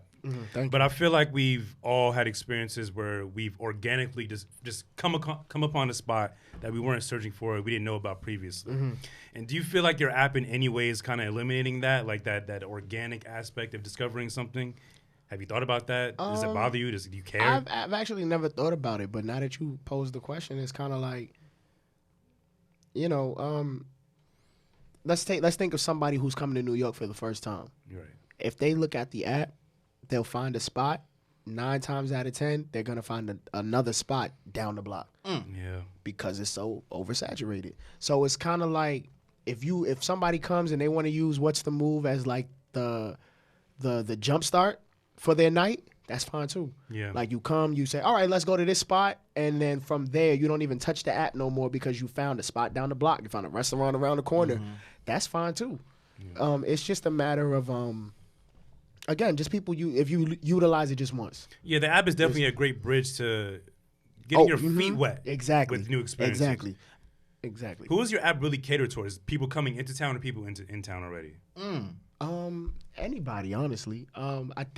Good answer. I think tourists, of course, are gonna find a lot more value in it because they have no idea what's going on. Yeah. Whereas someone who's a native New Yorker is kind of like A little more hip. they're a little more hip, and then like they'll look at it and say, "I don't want to go to that spot because I know what that's like." Somebody from out of town just gonna be like, "Ooh, They're okay." willing to try anything. Yeah, they're gonna try it. They're like, "Ooh, okay." They have frozen drinks. It's all good. Yeah. shit. Yeah, and that's that's just a gamble with anything. Like even if you don't have the app and you just plan it with your friends, like, oh, we gonna hit up this spot. I heard this spot was cool. My man told me this spot was cool. Yeah. And you go, you check it out, and you see what happens. I would do that for dates. Be like, oh, you heard about this app. What's the move NYC? We just go in here. We can find all these places. We can start from there. You know what I mean? Do you do that? Yeah, we got a dating No, section. but do you do that personally? What? Use your app. Like, act like it's not your app. I'm actually, you know what's crazy? That's a good promotion. You know what's crazy? Such a guy. That's funny. No, That that whole is. show within itself. That is funny. I actually have used it to find spots before. It's crazy. I was in Brooklyn and I was hosting an event, but I got there super early. So I'm like, all right, I got time to kill. Let me find something to eat. But I'm like, damn, I don't know. I'm not from Brooklyn, so I don't know what to look for. So I opened the app and I found something to do. That's so I dope. think Like, it's your I shit. I Like, think that's when you know you got a good fucking idea or a good product when you really use it. Like when you genuinely use it because you're like, yo, I need to fucking find out. And that's how it hit me. I kind of like, I'm while I'm eating, I'm just like, oh shit, like I used my app to find it. I tweeted about it and everybody was like, yo, that's it right there. The same That's reaction. how you Like know, everybody's yeah. like, that's it right there. That's That's how We're the you still know. all That's how you consumers. know. We still need Yeah. that information ourselves, even Exactly. if you're in a position That's to a create fact, it. yo. Like, you never That's stop being a dope, bro. consumer because you 'Cause never not for stop nothing, needing. I hate when I go in a restaurant and I want to look at the reviews, but I have to download Yelp to see it. Yeah. It's I don't just like doing that. Yeah. I don't got time to download you Yelp. Like, go But I back still to the wanna know. instance, but I still want to know. Are there other apps out there like yours? Like, is Yelp kind of like yours in a way? Yes and no. Do you White have people? Do you have the section where people can review on the restaurants? No, but I'm thinking about implementing that. Like I want to put the power back into people's hands, and like everything is word of mouth, and like you're more Yeah. likely to try something because someone you know said it was Been good. there, yeah. Yeah, you're more likely to do it. So I want to give that power back to people. Where it's like, you know, I had a great experience here. The drinks were great. The food was great. You know, people are gonna be more inclined to go. It's a But new then level of interactivity, whatever, with their app, like the review system. Because like, if I they're was just about to discovering ask about that. they're a restaurant on your app and they had a bad experience, they should be allowed to tell you they had a bad experience. The only thing that's kind of holding me back is the what's the word I'm looking for? I can't think of the word. But the only thing that's kind of holding me back is like, the distraction. I think that Yelp reviews are such a distraction. Like after a while, people search just for Yelp reviews. Like they not even planning on going to the restaurant. They just want the drama. They just want to see who's talking about it, who's talking shit, who likes this, who that. They just want the drama, and that's one thing that's kind of making me hesitant because I don't want it to become that. I was about to say, yeah. I don't want it to become that where people are just coming just to see what and there's definitely shit talk people. And there's definitely going to start being a prejudice towards still know certain people use Yelp businesses for that that. are on there, depending on the Imagine you use Yelp reviews. just to go in there and see what the goddamn people say about the restaurant. I feel like there's no person of color who has ever left a Yelp review. I feel like That's it's all. a lie. My best friend. I feel my like it's best strictly friend. white people. who No, like, My left best Yelp friend is entitled. all I was on say, Yelp. I'm petty as hell. I don't She's left on plenty of Yelp. Yelp reviews. I ain't never yo. Shout out Kenesha Corbin. I left a few Yelp reviews. Really? But for good, Y'all petty. like no, but it was And good. y'all got a lot of it, time. it was good reviews. I didn't. Oh. No, good. I've don't left a leave- couple bad Yelp reviews, but I don't I'm leave petty. bad. Really? Wow. You know why? I'm I had a surprised. terrible experience at that restaurant, and Tell the management face to face. I did. That's that same day I did. But I had a terrible experience. But then I was like, no, because I felt it was a racial thing. Oh, So I made it clear, like, listen, if you black coming into this space, keep your eyes open. Pay attention. Pay a little bit more closer attention to how they talk to you and how they deliver. You know what I'm saying? How That's they different. That run their level of business. awareness needs to be spread. You know what I mean? Yeah. Because it was y'all making me think about that again. Like it was whack. Like I'm so mad. I'm so mad I spent my money there now. But Sorry. at the same time, that's what Yelp is for. So that you don't wanna you can find out about these things before you go and spend your money. I'm curious, what place was that? I'm not even gonna say their Oh, name. damn. They don't deserve They don't even deserve that. They don't Yeah. even deserve that. Yeah. I was so mad that day. I hate when that happens. You expect a good dinner, you get some bullshit ass service, some bad Yo, food. it's It's terrible. just like, what the fuck am I doing? here? Especially when you ask for something a specific way, like a steak, and that shit Yes. come out pink as hell. And you're like, okay. It's not what I asked for. That's Yeah. the way But you're can I supposed ask to a eat it, question? brother. You know that Sorry? that's random. Medium well. Medium rare. Yeah. What did you say? Hold on, wait, Medium what? rare. Medium Medium rare? medium well. When Yeah. it's medium rare, it's pink, and when it's Yeah. medium well, it's a little more. I cooked want than that. medium well. Yeah, I like medium I well like my as well. steak Yeah. medium well. Medium well. If you eat a rare I want it steak, you're a juicy. sick I person. want a little bit of red in it. I like a little little rare. pink in the middle. I want to. And I want to taste a little blood. No, thank in you. the Said you want to taste a Lady. little bit just of a blood? little bit in the there's a Vampire. safe Am way I to have safe? it Yeah. without Yeah, there getting is. you know what Especially I if I'm mean? going to a steak restaurant. Like, Then that's yes, what I want. That's yeah, what no. I'm I could definitely burn a gonna- steak at home. I was at a. If I'm going to a regular like franchise restaurant like Applebee's or something, I'm gonna get. That's where I was. I'm gonna Yeah. say medium well. They're gonna bring it out well the fuck done. Exactly. Okay. Yeah, the shit was like a rock. It was the Oh, I worst. hate that. I can't have it well done. Yeah, you mentioned like the like the best, the good part about what you do, but what's the hardest part about what you're doing currently? And The hardest managing it? part. The hardest part of as far as creating the app itself. Or? Creating and managing and maintaining it? Yeah, maintaining it. Honestly, Thank you. and I see y'all crystals on your neck, so I know this is gonna get deep. It's Yeah. the battle with myself. Mm-hmm. That's the hardest part. The man in the Now we're mirror. getting into Yeah, it. now it's Finally, getting we deep. made it. The man No, in the no, no. mirror. That's the hardest part because as dope as everything is going on around me, I still sometimes have doubts, or I doubt myself sometimes, or I second guess myself. And sometimes it takes a friend or one of my peoples to come up and be like, "Yo, why you? Come on, man. You know you got this." Yeah, Yep. like. But sometimes we need to hear that. Yeah, that's why it's good to have that support system. Exactly. Sometimes need we that. need that reassurance. But yeah, like there's so many times where I talked myself out of opportunities, or I talked myself out of doing the work because I was so caught up in how I felt. And it's like, of course, you want to be in tune with how you feel, but don't let that stop you from moving forward. Yeah. You know what I mean? Like, you have to keep moving forward regardless how you feel, because that's the only way it's going to get done. Nipsey Hussle, who's like an idol to me, he said, like, I felt every emotion while I was doing what I was doing. I just did not quit. I've been sad. I've been angry. I've been frustrated. I've felt jealous. I felt all these emotions, but you just don't give up. And I think with everybody, that's the biggest battle. Like if I go back in time, if I was to go back in time and give myself advice, I'd say to get in tune with myself first and then pursue everything else. Because at the level I'm at now, like the mindset I have now, I can't be stopped. But back then, it was kind of like the smallest thing I feel the same. would way. send me I can like, relate to that. ah, I'm with fuck you. it. Like, I can relate I to can't that. do Yeah. this. I I can can't do this relate no to more. that. And it's like, you got to get right with yourself first. And I think the battle mentally, spiritually, health-wise, like you got to get right with yourself. or it's not gonna move. It's the same almost way. like preparing for war, right? It's Yeah. exactly like If you're trying to prepare for war, you Yeah. gotta train. You gotta get your exactly mind like that. right. You gotta Yup. get your body right, your spirit right. That's exactly like Yeah. that. Like you can't send someone who's not prepared for war into battle. No. Well, I just want to say, like, I'm thoroughly impressed by everyone at this table because I feel like you all individually do something I know I couldn't do as well. So I feel like you are on the right path. You're doing something that's important and necessary and beneficial, right? It's not all about you. It's kind of more selfless than selfish, right? And I think you executed it really well, and you seem really passionate about that. And I feel like your passion will take you farther than anything else, right? Any accolades, any amount of reviews, right? So I just want to say that for starters. I'm sorry to cut you off. That's the crazy part though, because people tell me all the time how much they love it, and I do this, and Taki, you're motivating and all that, and I just be like, really? You don't see it, I right? be like, really? We talk Like about me? it all the time. And that's the thing about being a creative, right? The gift and curse of it is that you'll never get to enjoy your creations the same way other people do. Right. Never. I don't Right. care how good you are, how nice you are. Like actors, the best actors that you love, probably, some of hate them their they don't even watch their own movies. Right. You know what I'm saying? Like they'll never admire their own work the way other people do. And that's something you gotta It's so accept true. as a creator. It's so true, but again, it comes with getting to know yourself. Yes. It comes with building your your mental toughness.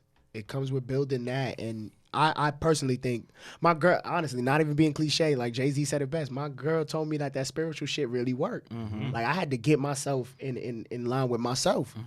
You know, when I wake up in the morning, I meditate. I get my mind right. I make Can I sure. just say something? It's so funny how, the most powerful men out here are admitting that their witch girlfriends are out there helping them get right. you Oh know? yeah, Beyonce, my high priestess. Then you got Tom Brady's bitch, Giselle. I hate to call you a bitch, Giselle, but you're a bitch. She's one of the, she's another great witch.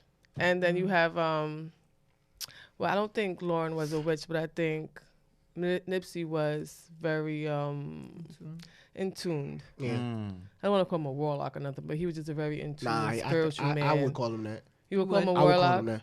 Yeah. I've been listening to Nip since like 2009. So I'm a very big fan of Nip, but I don't want to. I use that word warlock very because maybe he didn't want to own that title. Right. So it's just That's like, where I'm at. I don't think he could have because I feel like he had a reputation as who he was to his people around him in his neighborhood. Maybe he didn't want to be known He could've, as a 'cause- spiritual. No, but he No, was higher- known He as a was. spiritual. He But the was. thing is, No, I would, I love that you said he was a worker, but because I like, treaded along the lines, like, should I say it just now? Should I Yeah. just leave? But I did go for it and say, but it's just like, there are some people out there who are these titles, but I love that you said it was your girl who put you onto the spiritual path because sometimes, I remember a long, long time ago, my older man said it to me that I was supposed to put his son into the path, and I was just like, I'm not putting nobody's son into the path of nothing. But I hear it, and I'm just like, I hear ya, but I'm still not putting nobody onto the path of nothing. That's just me. because it's not your responsibility. You feel? It's tricky. It's very It's tricky. tricky. It's not that it's not my responsibility because, like, I lead you to the water all day. You don't drink. It always leads You back know to what? me. You know what the trick is? So it's just like I have can't been tell- drinking. I've been sipping. You know what the trick is? I'm That was- sorry to that cut was you cool. off. The trick is you don't lead a horse to water. You make the horse thirsty. Because when the horse gets to the water, if they thirsty, they're going to drink or they're going to find their own source of water. In this case of this horse, he just walks around with a bucket of water around his neck just to supply his own self-thirst. With a bendy straw. Yeah. Supplying his own self-thirst. But, I did get to the point because, so how I look at it, because, I have my own role in this world, and I do take my role serious. But it's 2019, it's the age of the Aquarius, and I made a very long, a big point that I can't help you anymore, in a sense. If I done told you everything you need to be told, I keep telling you, at some point, it's just like, you know what? If you don't want to go within and realize it starts within, then we don't miss all the work. Absolutely. No, I hear you. It's never I going to know. start. With If that's the 2020 case. so if like the 3 months coming, September's coming to an end, we got 3 more months, 2020 is coming. People, it really is getting down to the wire of certain shit. Like the world is about to move in such a drastic place, and I said this before. Can you run? Can you? Because if not, you asked out. Yeah, can you hunt and gather your own fruits and resources? Because I'm not gonna say the world's gonna end, but the shit's about to get real. It's the way we live is gonna drastically change. Yes. I believe that 100%. And it's crazy you say that because I'm an Aries, and I'm very into tough love. So everybody around me will tell you, like, I'm the friend that'll call you and yell at you. And end the conversation with, all right, yo, I love you. Peace. Yes. Like, I'm yelling at you because I want you to get on your shit. I'm not slowing down, and you can't slow down either because I'm not. So get your shit together. We going to get this money, and we going to put the work in. All right, peace. I love you, man. And that's it. But like you said, the world is going to drastically change really soon. It's Yeah. just like with technology moving so like steam ahead. Like it's getting. And I always say The world is already changing little by little, but the it's world gonna. is changing. It's. My world It's has. oh Lord, here we go. How does your world change, baby? We'll talk about that later. Okay. But What? technology is really about to take over. So with technology Yes. moving as fast as it is, how important it is for you to disconnect? So crazy because the conversation I had with my boy today was I have to take a break from social media because I'm starting to find myself getting things that never used to make me upset are starting to get under my skin. And I don't know why, because you care. I mean, of course, of course you care, but at the same time, it's like, You shouldn't. not that you shouldn't. I think that with everything, especially on social media, you take it with a grain of salt. You gotta understand that, like, certain things, it's just not in your control. You can't, change how people think or how people speak. And I'm the type of person, again, I'm an Aries, so I'm the type of person, I'm like a natural born leader. I'm the type of person where if I see you saying some wrong shit, I'm going to tell you the right shit. But again, I'm an Aries, so it's the right shit to me. But y'all also it's have the this shit. need to be incredibly right at all times. All the time, and I will admit that. I'll admit that. I feel I always need to be right, and it sucks. So how 'cause does it that kills get me. involved into your relationships? Because, this is still a mental health broadcast in a sense. So let's dive into your mental health for a little bit here. Okay. In your relationships, with the need to always be right, when do you realize, because at the end of the day, a woman is always right even when she's wrong. Yeah. It's Yeah, you're right. You're right. I'm not even gonna. Yeah. People realize not even gonna argue that. that. Yeah, I put my old man No, laugh but it's on. one of those things. 'Cause at the- you know, okay. TR, you know I'm talking about. This is my own. It just is what it is, okay? And the quicker people realize this, the quicker your lives will be. Because at the end of the day, it's not about who's right or wrong. It's about who wants to sleep on the couch or who wants to sleep in the bed. Oh my goodness. That's what it really kind of boils down to in a sense. But even for women, we also do take the step back, whether it's a queer relationship or a straight relationship. We also take the step back and realize, because at the end of the day, it's about feminine and masculine energies. Yeah. So when do you have to realize that you're like, let me take the step back and just appease the situation, because I cannot be right all the time. I have to compromise. I think so. We've been together for 4 years, and I think that when I finally realized that she was right about most, I'm gonna say most things, because there's been times where I'd be like, gotcha, yo, and it's the best feeling in the world when I'm right and she wrong. I'm like, woo, like I did it, I told you, I got one. Pull out the receipts and stuff. Yo, it'd be Yes. great. How do It'd be you- great, but only because it doesn't happen often. But there's been so many least you times. admit that. No, it doesn't happen often. It rarely happens. Self-awareness. There's been so many times where she made me feel foolish, but in such a loving way. Aw, And it's so, she cares. yeah, no, 100%. And she'll say something or do something that leaves me to reflect. And in that reflection, I'm sitting there like, oh, fuck, she was right. Like, damn, she was absolutely right. But I can't tell her. I have to tell her. I have to tell her she was right because, one, you give credit where it's due. You got to let her know she was right. And two, it's like being able to admit where your shortcomings are, being able to admit where you was wrong. Say it the again, say it only, again. Being able to admit where you was, I'm sorry, bro. I apologize. It's all Being good. able to admit where you was wrong or being able to admit where someone helped you out, that's how you grow. It's one thing to understand it, but you understand it, but you're still walking around with a cloud of, damn, I gotta let this person know that they the one that opened my eyes to this shit. Or it's just, it's kind of in vain. And not for nothing, that shit turns certain females on when you can admit that you're wrong. Because I know my girl likes that. When I know I fucked up and I can admit that I fucked up, I'm like, yeah, you're right. It's babe. like a submissive type thing. Like you're submitting to. I her. know only you if I'm mean. really. It's only if I'm really wrong though. I don't even think it's being submissive. It's about That was my Acknowledging next your question, faults. too. it's about acknowleding your faults And willing being, to work on and it. being Yeah, exactly. Yes, being if they like honest the with your fact that partner. you're about- willing to grow. It's not about having somebody dominate over you. You being Right. submissive No. in order to, make. Yeah, but you're not bending to her will, but you're accepting that You made a she is- mistake. yeah, that you made a mistake, and she was right, and she was. But, you know, But it's not. sometimes It's not it's- about her being right though. Yeah. That she likes. She likes the fact that you could acknowledge that what you did was You can wrong, take that up, yeah. and Like you're what- willing to do actions behind it to correct it. I feel like what we're saying, you what know, I'm saying, even are the though- same, but I'm It's not, articulating it but wrong. it's okay. I'm trying to put it the same thing you were saying. Like, Maybe I'm using it in the wrong terms. Yeah, so if one of my exes listens to this right now, and you be like, you hear me like, oh my God, like, go boy, and I didn't do it, bitch, it's because I wasn't supposed to do it for you. Anyway, Shout out to them. you know, I just want, because, you know, people do hit me up like, you have such this attitude. I'm just like, just because, you know, I'm just a dog. But I have a all around, I can be, you know, everywhere.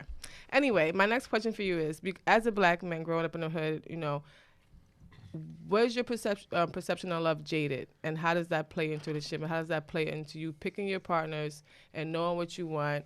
And also, growing up in the hood, did you ever suffer from PTSD, and do you suffer from it now? All right, so the first question, my feelings towards love, yeah, they were jaded, because it's like, I mean, what did the OGs tell us when we was younger? What did the old heads tell us when we were young? Get money, fuck bitches, man, do that. And that's what we ran with. That's literally what we were taught. Who was your OGs, Rough Riders? No, But I know what you're But you saying. know what's crazy? Them older niggas at the barbershop. Forget hold about on. it. The Your uncle older at the niggas, cookout? the older niggas that we talking about. Because you're They- 28, so it's just I want to see who you compare. So your like OGs I'm to. like a real 90s baby. Like I was born in 91. I like really grew up in the 90s. And you got to understand, like those old heads, what were they listening to? DMX, Rough Riders. You know what I'm saying? Like they was listening to that hardcore rap. So they obviously had a connection with that music, and that's the type of shit they spoke about. Yeah. That's the type of lifestyle they wanted us to pursue. And like, not that they wanted us to pursue, but that's what they were saying was it. It was the norm for them. And So that they were was perpetuating it. exactly. And so that was supposed to be the norm for us. I still, to this day, I know dudes from my hood that like, they still Talk like talking, that? they still talk like that. And I'm just like, yo, bro, do you not realize that if you give a woman anything, she gonna multiply it? Like, bro, that's just straight up. Facts. If you give her anything, she gonna multiply it. But I think just growing up in the hood, a lot of dudes, a lot of black men in the hood, like a lot of people in the hood, period, a lot of people have never seen a healthy relationship No. before. Yeah. They've never seen how a man don't is have an supposed to treat a example. woman. They never seen how a woman is supposed to treat a man. It all starts at home. And I was about to say, how do you Exactly. find yourself dealing with things like that? Is it about proving to yourself that you're not the typical black man? Or do you feel like it's fuck that? And I can only try to be the best man I can be. Before we get to that, the second part to the other question was really good. Can you ask that again? Like, Oh, which one was it? PTSD. PTSD. Oh yeah, we are Yeah. all Oh, living in PTSD. PTSD, yes. Like we all a little fucked up. You know why? Because it's not normal to be 8 years old and hear gunshots outside. It's not normal. White kids don't have to deal with that shit. Nope. You see what I'm saying? Like we're literally living in a war zone. What that's war. We're literally living in war. We don't have enough food. People are outside dying. Your water gets cut off for no notice. Your in the water's getting cut projects, off. We like weren't no trained to hot feel water. safe. Everybody around you is aggravated and always angry. You're in war. Even when you can find like the good things about growing up in here, like the local crackheads who used to give you a laugh, or your friends used to have me as to play, hot beans That's and butter. still and all traumatic. That. It is still traumatic. Mad It is traumatic. still Yeah, Yo, it's like still traumatic. I shouldn't know traumatic. crackheads by first and last name. Right. But these are people that I watched transform into fiends. We were That's raised not with normal. awareness. White Yo. people were raised with security. Like Yo, we no, weren't raised real with talk. that. Real talk. And so it's like I say this all the time. Like we all need some healing. We all need some therapy. Because there are so many things in your life that probably happened to you, but you push that shit so far in the back of your mind, you don't even realize that it's fucking you up now. And that is where, It stems on to, and it crosses over to relationships, whether it be business partnerships, Everything. friendships, Personal yeah. It just crosses over into everything in your life in a sense, especially when you don't recognize your traumas and triggers. Right. And it's hard, especially if you don't actually acknowledge them and recognize them. It's just ingrained into your being at that point. Yep. So every new relationship you try to build, it's there no matter what you Yeah, do. thinking where everybody else is the problem. But it's Yeah. not you're not. everybody else. Yet you're the It's- common it's- denominator. Yeah, you're the common denominator. Then It's like that's you're talking probably an directly issue. to me. we were raised no, to no. I'm merely addressing you. I'm merely gazing into your eyes. Aww. We were raised to survive. I'm the We weren't raised to live. We're Exactly. like I feel that way. Yeah, like to we're not survive, living. not to live or we're to taught survive. to And I survive. hate that shit. I hate it too. I hate it, bro. I hate it too. Like I know for a fact because like my parents was just like that. Like, you know what I'm saying? I come from a Caribbean background, I'm Haitian. So like for my parents, like having enough money to like, you know, get food and like, you know, pay the bills, like for them it was literally about survival. Yeah. Yes. And you know, me, I have friends that had a little bit more than that. You know what I'm saying? I have friends who were a little bit more privileged than I was. So I saw the other side of the coin and I'm like, hold the fuck up, man. Yeah. Like this shit's nice over here. Like, you know what I'm saying? So it's just like I hate that survival. Like, yes, we gotta survive, but why are we not thriving? Why are we not focused on thriving? But survival shouldn't be. It shouldn't be the end or be all, Yeah. and that's where it's at for a lot of Yeah. us because. it's like once we reach that survival threshold, we're satisfied. But we're never gonna be satisfied because you're still, as long as you're living, if you've been taught to only survive, as long as you're living, that's all you're gonna be trying to do. It's You're survive only within gonna be trying paycheck to survive. paycheck. Like that's to Right. survive. Like that's survival. Within that survival, though, I feel like we learned how to live. I feel like people who live in that bubble are just existing, right? So I feel like we've had experiences. We've had these life lessons. We learned how to maneuver. And We learned how to have imagination and be innovative because we had part to of living. survive. Yes. And I don't know if that's living or if that's just being. Survive. I think that's comparing to surviving. existing in a bubble where you just are going with the norms and what your But parents that's want what you to people do. do every day, though. See, there's a different. Okay, so when we say surviving in a hood aspect, it means just that surviving. You have just enough to put. If mama got 5 kids in the house, she got just enough to make sure everybody got sneakers, boots, one pair of sneakers, one pair of winter boots, a coat, a winter coat, food, and some notebooks and pencils. They go to school, and they gotta share the clothes amongst themselves. That's the survival rate. So you're talking about this bubble of being naive in a sense, Yes. where it's just like you're naive, where you don't know what's going on outside the world, but everything is being done for you. Yeah, you have no experience. There's no experience, but that's not survival. That's just Right. being naive and choosing to be in a bubble because No, I'm saying we were living, we were surviving, so we got that opportunity to experience and to learn. On the flip side is the people who were raised behind the white picket fence in the nice house with the 2 floors. Those are the people who are just existing, living in that bubble, not knowing anything about the world outside of what they. I feel You'd like be they living. surprised. Yeah, you'd be surprised. I feel like my they living. ex-wife, she went to I think I said before, she went to Spencer Academy, and then the stories she used to tell me about these privileged Upper East Side and Upper West Side women with kids with chinchillas and like chinchillas as pets, not even fur coats, but just running around the house type of shit, where they had summer homes and winter homes. They are very aware. It just I'm don't speaking affect about them, people- so they don't. I It guess just I'm- doesn't, thank you. It just doesn't affect them. So Like they don't they care. should, like Dave Chappelle just said in his skit. It wasn't until the opiates started affecting white White people. people. Now we Yes. got a drug Now problem. we got a There's an problem. issue. That's what I'm saying. But when it was just black people being crackheads and heroin addicts and Just fiends, say no. Just Just say no say to no. crack. What's wrong with them? You know, it's crazy. You brought up the words you used were perfect. Just enough. You know what I'm saying? People are struggling so that they can have just enough. And that is the shit that causes people to, go into crime. Like after a Because while, They you tired get of just having I'm about enough. to say, You tired of crumbs. You want the whole loaf. Yeah. The mentality that's been instilled with them is that they can't get more than that. Exact- It's a cycle. You're a hamster on the wheel. You're not Exactly. going So to get my any next more question than And that. that's why I you push is- black tech so much. with your family and you being an entrepreneur, how much pushback was they giving you? Like, oh, you can't do this. You shouldn't do this. Like, just get a 9 to 5, get a city job, and be secure in your life. It's so funny because my mom, I say this to her all the time, but she be like, "That's not true." Like she didn't believe that all this shit was possible until maybe about a year ago.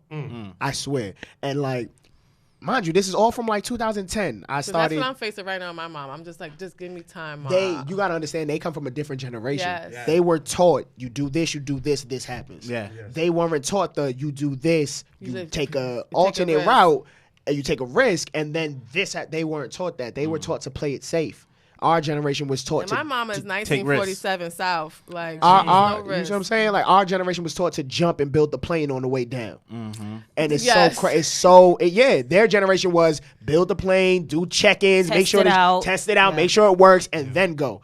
And And they if you can't. don't do that, just be secure enough where you can get a You have job. just make sure you have a parachute. Make and her my a mom, parachute, my mom yes. for so long was just like, oh man, for so long she was just like, you don't want to take any of the city tests or do this or work here. Like she was, I remember when she was dating this firefighter, and he was like, yo, I could get you a job at my fire station. I was like, well, first of all, I'm not running into a burning building for nobody. That's number one. Number two, I'm good. Like I know what I'm trying to do. And that's so important that you know yourself. Like you said, you got to be in tune with yourself. Because if you're not in tune with yourself, you're gonna waste so much time. Shout out to his girlfriend. You're gonna waste so much time being distracted by other people's ideas for your success. Exactly. You're gonna go with it because you think that's right. Like you're just gonna go with whatever somebody suggests. Whatever makes the most sense at that time. Yeah. Like somebody, imagine if I would have said, yeah, I should be a firefighter because you would have wasted all that time you going through training. You would have been volunteering. I would have hated it. There's not a fire every day, so what are you going to be doing in the meantime? You would have left niggas burning.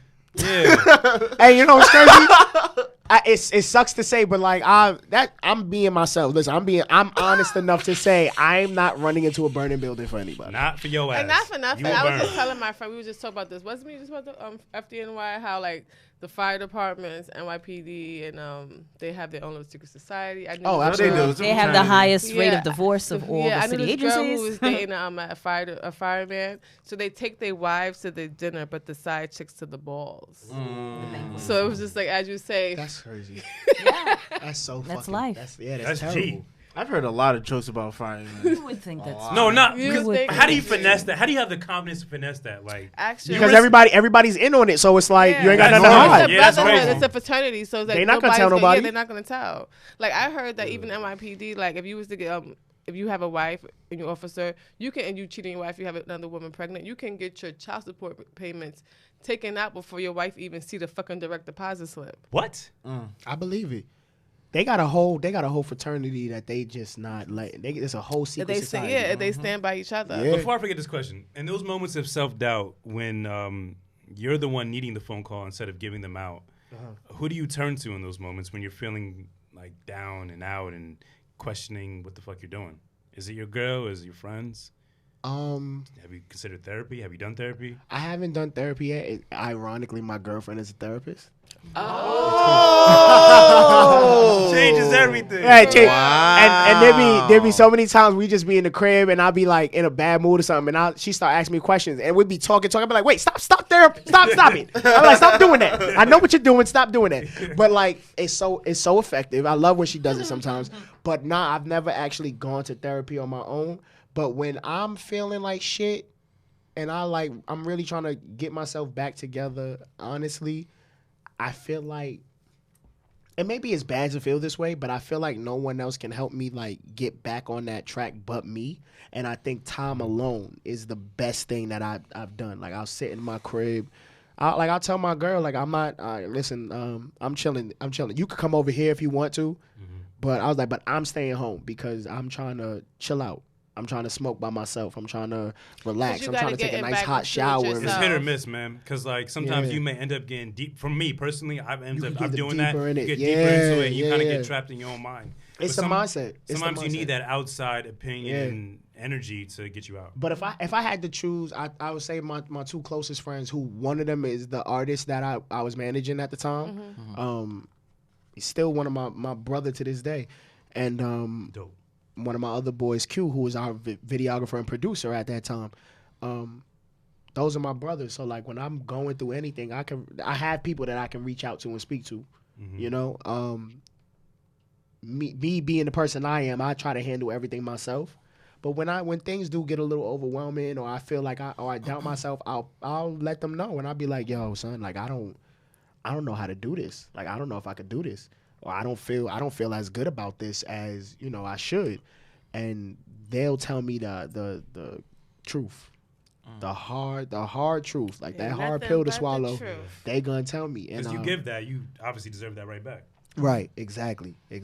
But it's hard. You gotta, again, like knowing yourself is important. Like knowing when you're starting to get into that little funk. Yeah. Knowing being able to identify when you feel anxiety coming. Yeah, when like, it triggers you. And me, then not allowing yourself to slip into those normal, I don't want to say ways, but those normal ways that we have where it's like, and I don't want to use the word sulking, but when you start moving into that darker place, if you can acknowledge it. I think it would make a difference, because little by little you can start kind of pulling yourself out of it. It may not be the first time, but little by little it can definitely make a difference. I actually like to like live in my, Well, it gets comfortable. That's the hard Yeah, part. that's how I feel. And that's the toxic part. There's a familiar comfortability in there. That's your and brain that's trying to why- keep you safe. Yeah. There's two parts of I just read this in the I read all the time, by the way. So there's two parts of your brain. There's one part that is pushing you to explore new heights, and there's one part that's telling you to chill the fuck out, come sit on the couch. It's scary. And just it's scary because that's where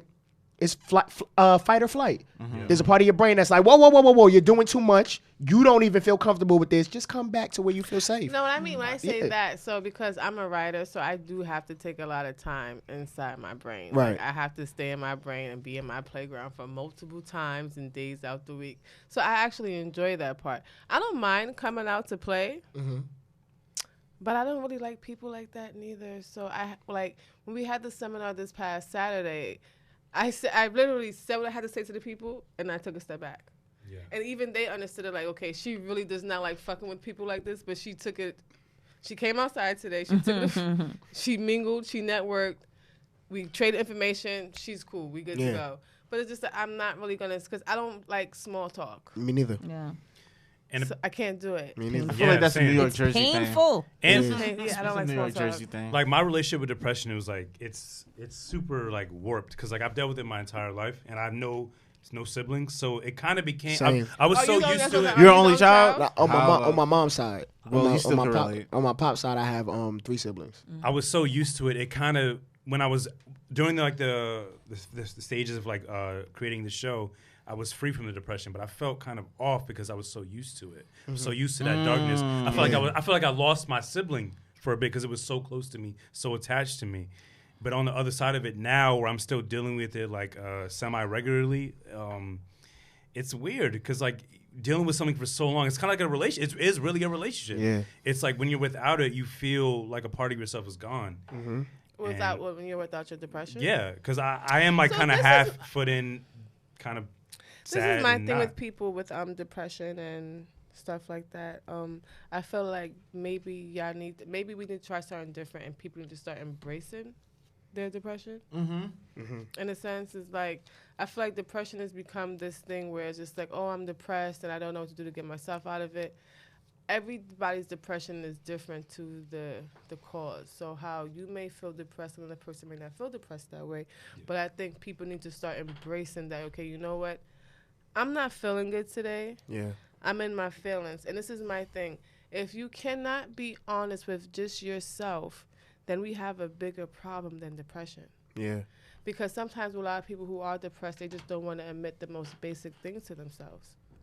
Whether it be I'm not feeling good, whether it be maybe I'm not that nice of a person, maybe I'm a hoe, maybe I'm this, maybe I'm that. It's just about admitting it. If you can't admit those things to yourself in the mirror, just you and yourself, a guy. I always tell people, a lot of times about the way forgiveness works, you don't have to tell the person you offended that you did them wrong. But as long as you recognize and you understand what you did was wrong and you confess that to yourself, then that's just as good.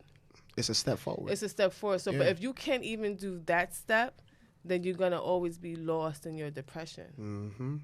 And it's crazy you brought that up because, like, recently, like, last 2 weeks or so, I've been in a funk. I've been bad because, so I did this video where, I did the train video, but the week before I put out the train video, I was at a title event that Rick Ross was talking at. Crown? Yeah, the Crown event that Rick Ross was speaking at, and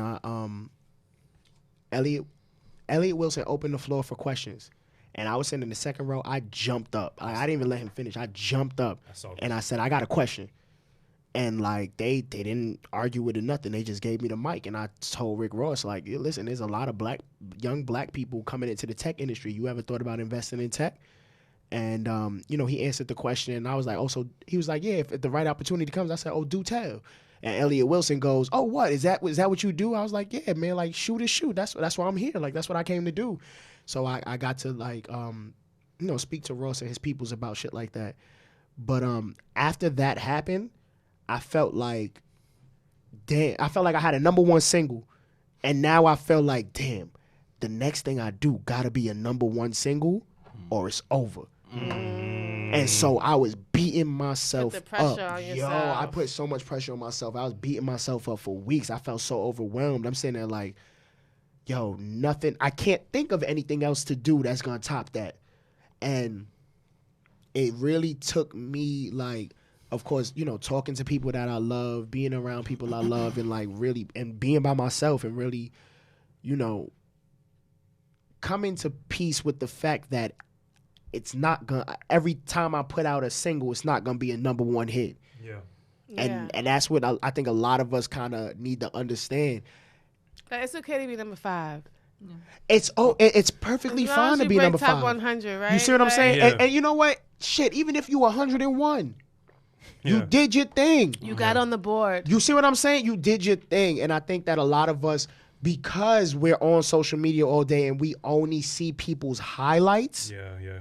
we only it's social media sports center. You don't see the missed shots. You see the made shots. You see nothing but net. You see what I'm saying? You only see the dunks. Look you at see mine. You see the You'll highlights. see the tears on mine. You see what I'm but There's that's tears on yours? I'm venting. but that's important. That's important my because Twitter's we my don't. diary. My Twitter's my diary. Yeah, Twitter. but we don't have we only see the highlights, and when you only see other people's highlights in your head, everybody's winning but you. And so you think to yourself, damn, everything I do now has to be on their level, or it's not important. And that's a terrible way to think, because as long as you doing your thing, as long as you working as hard as you possibly can, nobody can take that away from you. Hold up. So that pressure, did that mean something transpired from the conversation with Rick Ross and you felt the need to overdo that? Some things transpired. We got to talk. All I'm gonna say right now is that we can't get into the heavy shit right now because he's on tour. He just he's on tour right now. He just released a book. He's doing all this other shit. So, I'm still playing the waiting game on this. Okay. You know what I'm saying? Like, we got to speak and everything, but now I'm playing the waiting game, and in that I'm saying, all right, I got eyes watching me now. I got to get another number one hit. Keep working. I gotta but you're supposed to keep working as if like the deal is already done, as if the money's already in your account. You keep working like that. But in the same light, in the back of my head, just being the person that I am, just being human, because we all go through the same shit. Just being human, I'm like, damn, I'm doing all this work. Is this good enough?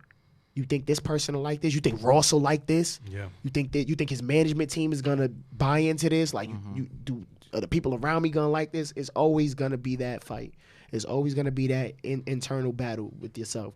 But it's important to understand that not every song you put out is gonna be a number one hit. Not everything you create is gonna be the top selling app in the fucking market. Yeah. And that's okay. As long as you doing your best, nobody could take that away from you. Staying true to what you want to do. Exact. But the thing about it is, me being the person I am, I want to be the best.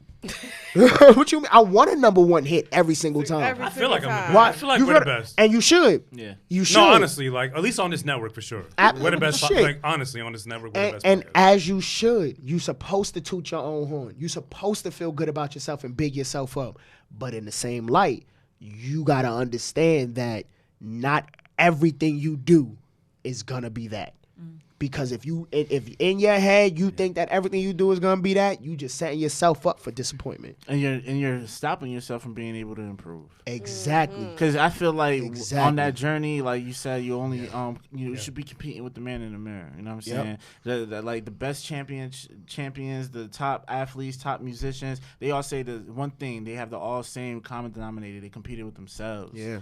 You know what I'm saying? That's how Michael Jordan became Michael Jordan. That nigga competed against himself, bro. And he also has something to prove to all the doubters and naysayers and throughout his career. Course, so of course. like, And I feel that way too. Yeah, There's so so many also people I got to prove But wrong. you use that to push you forward, but don't let it drive you to because if you don't prove that, it's like those things. You still do all that, and then you meet them later, and they be like, "Nigga, I don't give a fuck." That's gonna drive you more crazy. That can't be your driving force. You can't put that much value in you can't what put they too much think. value into the other people. That can't be your driving force. But that's your force to like, you know what?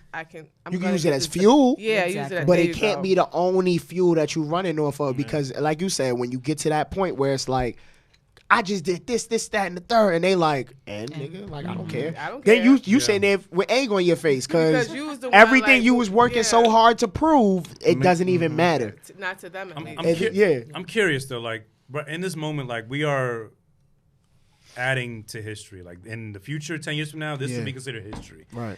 And what you're saying is important right now, and I feel like what you were doing is important. The app is important. I'm not sure if any other ideas you want to expand the app, but like, what do you want to be known for? Is it what's the move, or is it just what you're expressing today? You're expressing your energy, like your honesty, like your confidence. Like, what are you working towards? Is there a light at the end of the tunnel for you? Are you reaching towards something? Is there a peak at the mountain for you? Like, I asked 4 questions in like one question, but like, there is an end goal for me, but I mean, at the end of the day, at the end of the day, I want to go out with everybody and understanding and knowing that, you know, I did what I did for other people. Like, it's stopped being about Taki a long time ago. It stopped being about me a long time ago. Like, the life that I'm living now, like, I'm okay. I'm all right. Like, if I could stay home and smoke weed all day, I'd do that. But it's not about me. There's so many, like, I started a fitness brand called Last Year Being Fat, and I lost, I'm down 50 pounds. Hey. Oh, shit. Okay. Hey. There's been so many times that I wanted to quit. I ended up having to stop that brand because it just wasn't conducive with what I was trying to do. Like, I'm not the fitness guy, so it just wasn't conducive to me. But there was so many people that was like, yo, checking in. It's the Last Year Being Fat. Taki, you got me to go to the gym. And I'm like, shit, like, I'm not even working out for myself no more. I'm working out because other people are motivated. These people want to see this so that they get the motivation to be like, I'm going to the gym today. Like, it's no longer about me, but it's a responsibility now. It's a responsibility now. And when it's all said and done, I just want to make sure that I did what I was supposed to do. And I inspired the next person to be that person. You know what I'm saying? Absolutely. Isn't that responsibility scary? It can be. It can be, but not if it's your passion. Like, right. Not only that, I'm a very spiritual person myself, so that's what I'm here for. Right. You're willing to so it's not. Living in your truth. I feel that way you're too, living in but your truth.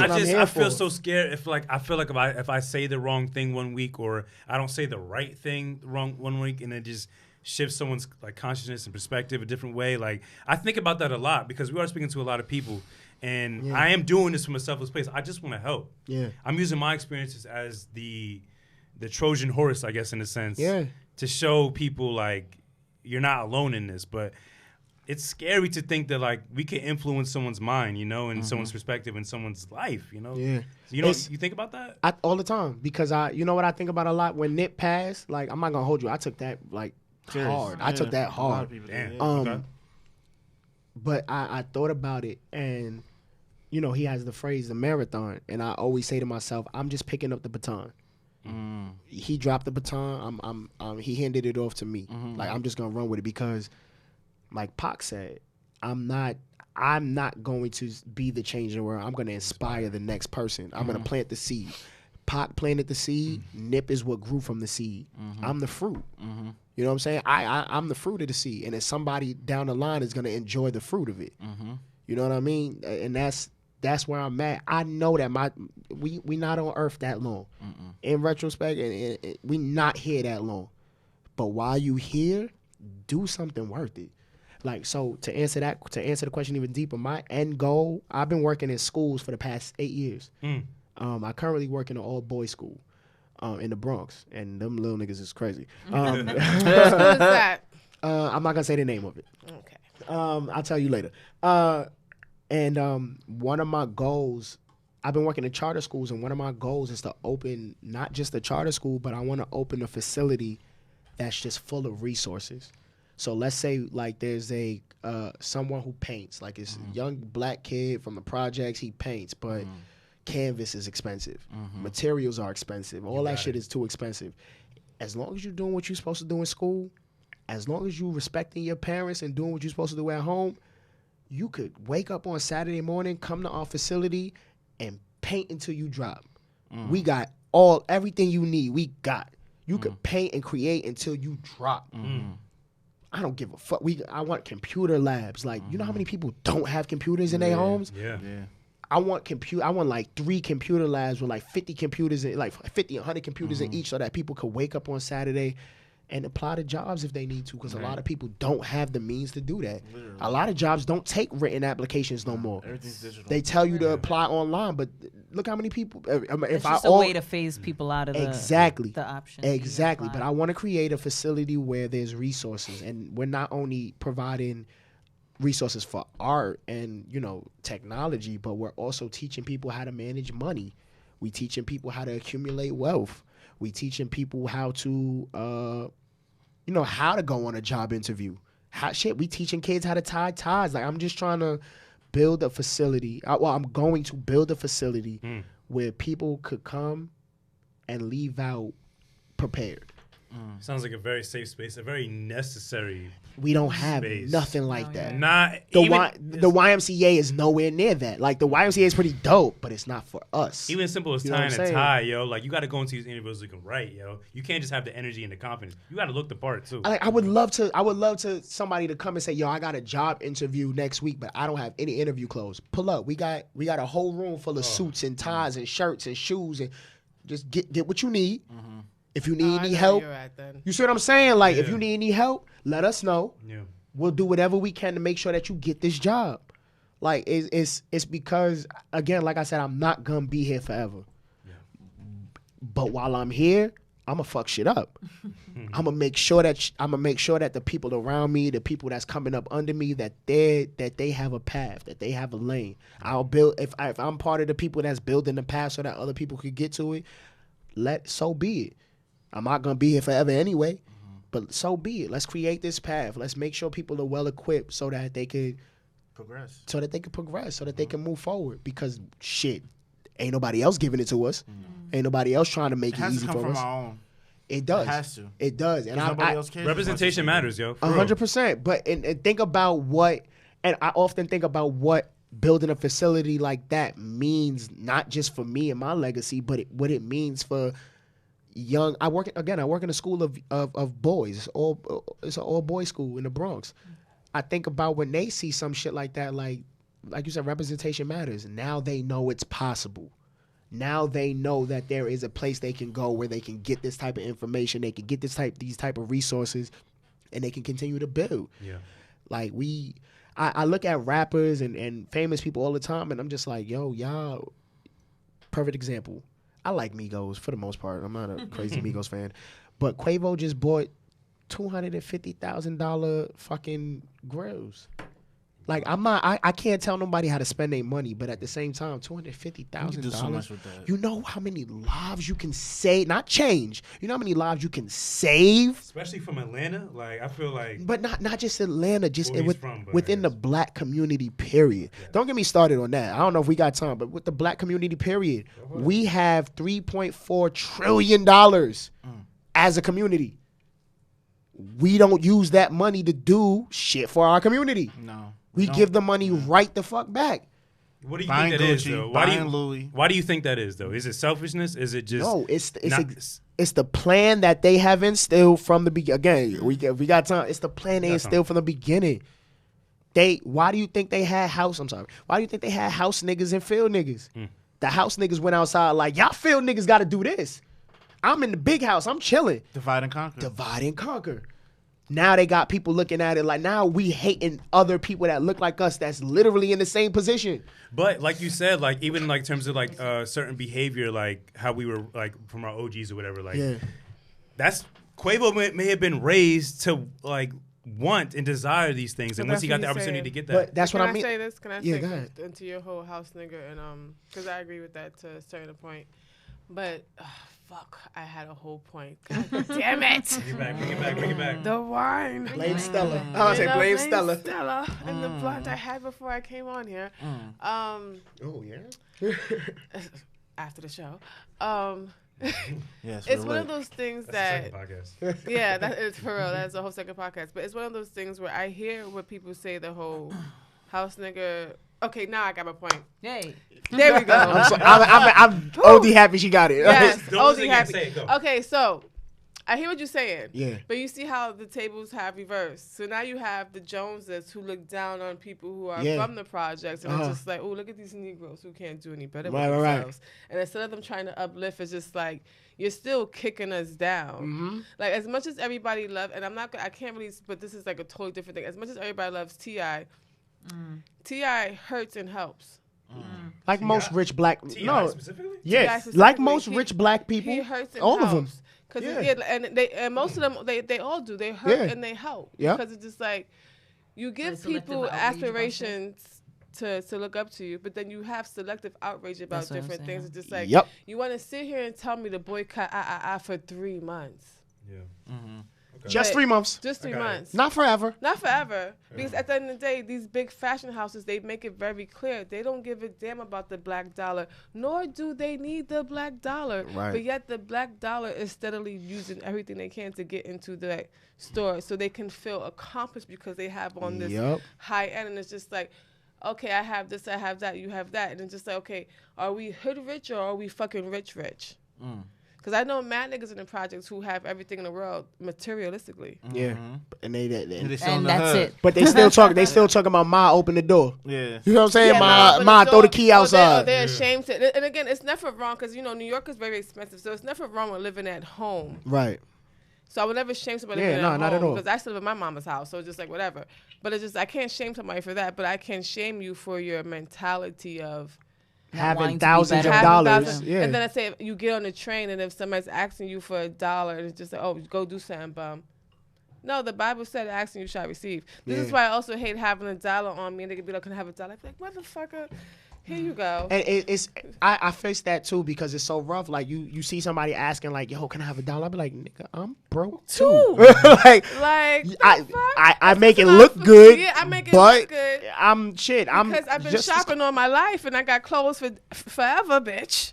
But it's tricky. But I think with black people, one, it's going to be a long time before we all get on one accord. We can't. And as much as I say that too. As much as ego. I say, no, it's not. It's not more just than ego. It's more than ego. It's a mental chain around the black person's brain and mentality. Yep. And this is the thing. Until the whole world starts to recognize that the black person is at a disadvantage, we will always be fucked up because you have people to this day.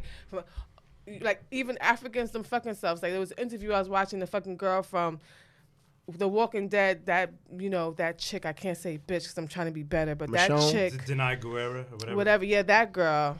She was on one of the late night shows and they asked her about, oh, so how do they teach slavery in Africa? She said they don't. Yeah. Because it didn't exist. Yeah. You black Americans are too sensitive. I sat there appalled at my fucking TV like, bitch, what? But you know what's crazy? It didn't exist in Africa.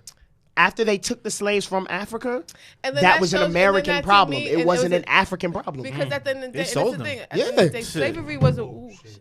Oh, he breaking shit. Ooh, you broke your My jab. arm is strong as hell. My bad. The thing is, like, slavery wasn't an American problem. It wasn't an African problem. It was a worldwide problem because it wasn't... Slavery was looked at as indentured service. Indentured servants, yeah. It wasn't about slavery. It was about I need these people to do a service for me, and I don't want to pay them as much or pay them anything or at this all. this person owes me a debt, and they're going to That work was- for me that was the until original- the debt is paid That was off. the original form of slavery. And the effed up part is like black it- people were selling black people into slavery, And that's what it is. And it's just like, because you get to America and they give you the Bible. And it's just like, even in the Bible, I just had this conversation with somebody earlier today. It clearly says, obey thy master. Yeah. And if your master it's okay for your master to punish you when you do something wrong. But I will punish your master if he kills you as he beats you.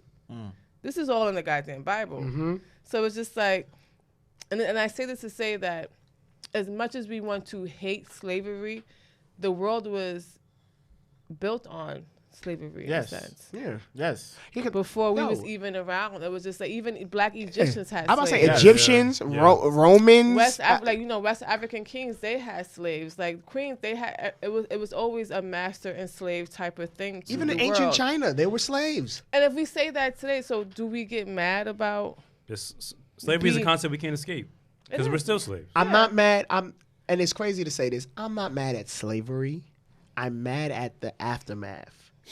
like we were slaves, and then by law we were considered people, but still treated like shit. Yeah. You know what I'm saying? Like, it's one thing if we were like, all right, you know, not only are we gonna give you 40 acres and a mule, We didn't even we're get gonna that. give you rights. You know what I'm saying? Like, we didn't even get that. Not only are we gonna like And dress we got it up, half of rights. And you weren't considered Yeah. a full person. They What gave was us it, Right. city, they Yeah. gave thirds us of city and president. government jobs Yeah. to shut us the fuck up. exactly. And then on top of that, like, there were so many people that were still, because there was no social media or cell phones, there were so many people that were slaves that didn't know they were free. Yeah. They were literally, like, slavery was illegal, but the slave masters were like, all right, They I'm gonna freed try the to. slaves, and well, they passed the law, but it wasn't until a year later Yeah. that freed slaves had come into certain areas and had said, And was y'all like, yo, free. y'all are What's free. going Y'all, on? y'all don't know You y'all know? free. Can Yeah. I say that- And that's why Juneteenth is celebrated when it is, because That's when they were. But even after talking to my mom, and she was telling me that when she was growing up in the South, that if your property, if your whatever your house was on, if it was on a white man's land,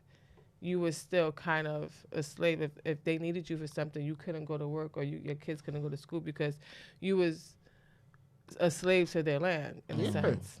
it's And basically like paying your and rent. that still goes on in a sense down south like that, and that's why it's just like it's so important for people to be their own landowners. Yeah. Or you do have Black Americans when you have people up north and be like, I got land in the South, but it's like if you don't check on that shit, you really don't got no more land in the South. Absolutely. Yeah. Ownership is so important, and I try to teach that. I try to like reach out to people and tell them like, if you even if you have a kid, create a LLC in their name, and then when they get older, you give like, yo, you already have a business, you already have a EIN number, Like You- just in case you don't want to go, to school. yeah, you Just in case you don't want to go to school, and you you don't have want that hustling spirit. There you go. And the Boom. way weed is working, like fuck it, if you can get into the weed industry, Oh, I yeah. say do so. Yeah, yeah, yeah, But the you know, weed industry even, is but they crazy. fuck us up with that Yeah. too because you have to have a clean record. You cannot have a record. Not only that, it's super fucking expensive to get into the weed industry. And they is. know we don't got that money. They know we I don't got that. mean, We have it, but not yeah, legally. but if we band together, Not we have the collectively. money. Exactly. But it's just one of those things like, can people really band together? Because then it's just like you give Black people parts in the drug game. And I'm not trying to be funny. A war would ensue in a sense because Yeah. this is when the clashes of ego come in, and money is something like people shouldn't take lightly. I'm not saying it's the root of all evil, but how you desire it can be evil. I read a long time ago, like, you can't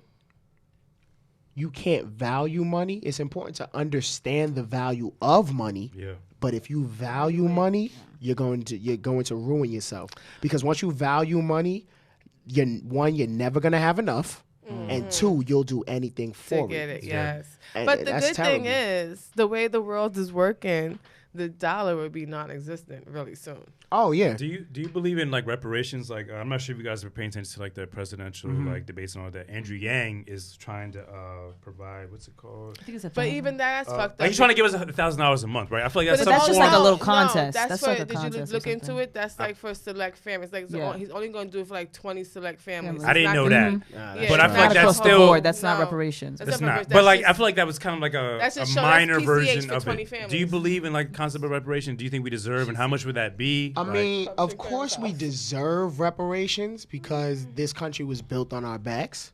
Of course we deserve reparations, but if you want to, let's be realistic. If we gotta we gotta be realistic about it. If the country was to pay Black people, and just Black people, yes. ridiculous amounts of money, the country would go belly up. Business mindset. The country would go belly up. They wouldn't have. The country doesn't have. We're already trillions of dollars in debt. Every We don't time- have the money to pay off every Black person. Every time he asks this question, I say the same thing. Unfortunately, we got our reparations when Obama was president, but he couldn't just give it to the Black people, so he gave it to all of America. What, Everybody Obamacare? No, No. the $300 check. Remember that $300 check? But see that yeah, I That's remember what, that. That's what but that was. I don't care what nobody say. That was reparations, But but, you- he just couldn't single us out. and that's why Obama catches so much flack, because he really didn't do anything to help the Black people. He helped everybody, and I appreciate that, because we're not gonna get anywhere with just by singling ourselves He out. had in to groups. walk that thin line. You know, he had to. And it was a rough line for him to walk. So that's why it's so much back and forth about him. Yeah. But reparations to me is not about the money. It's about equality, and real equality.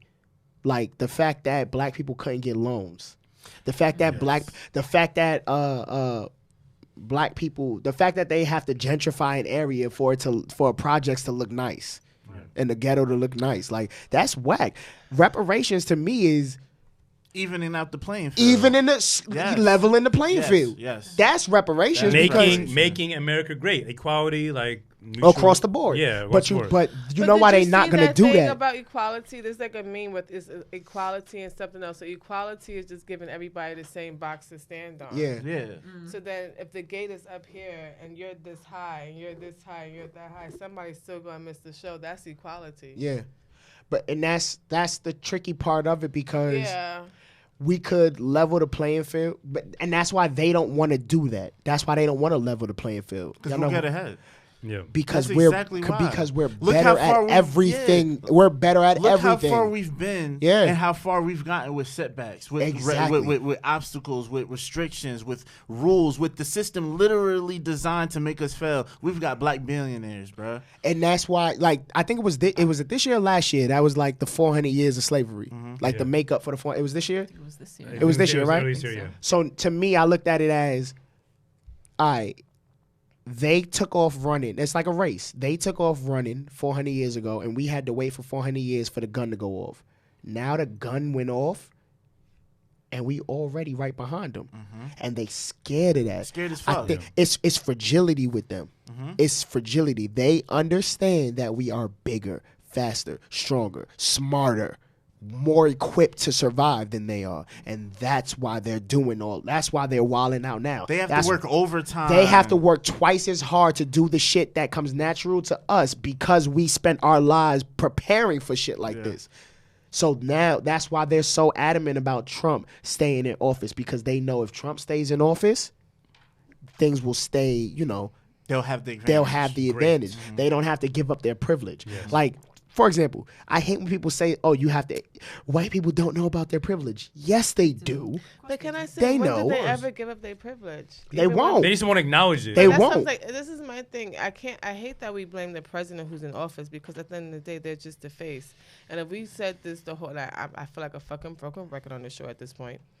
If we said this when Obama was in president, when Clinton was in presidency, when Bush was in presidency, that they really do not have the power to really make the move, that they're just the face and there's another 1% behind them making all the decisions. Yeah. Why are we still giving him all this slack? Is it because that representation? I'll tell you what, I got the answer for that. But he's always been this asshole. Absolutely. But he's not been on the forefront of the entire world. You know what it is? He's like you said, he's the face. He's never represented the morale of America. Yes. But this is the thing. You know what I'm saying? Every other country besides America know America ain't shit. Yeah. No, America. Everybody knows America not shit. Yeah. And now think about it like this. Now the person who is the face of America is the most disgusting person on the face of the earth on all levels.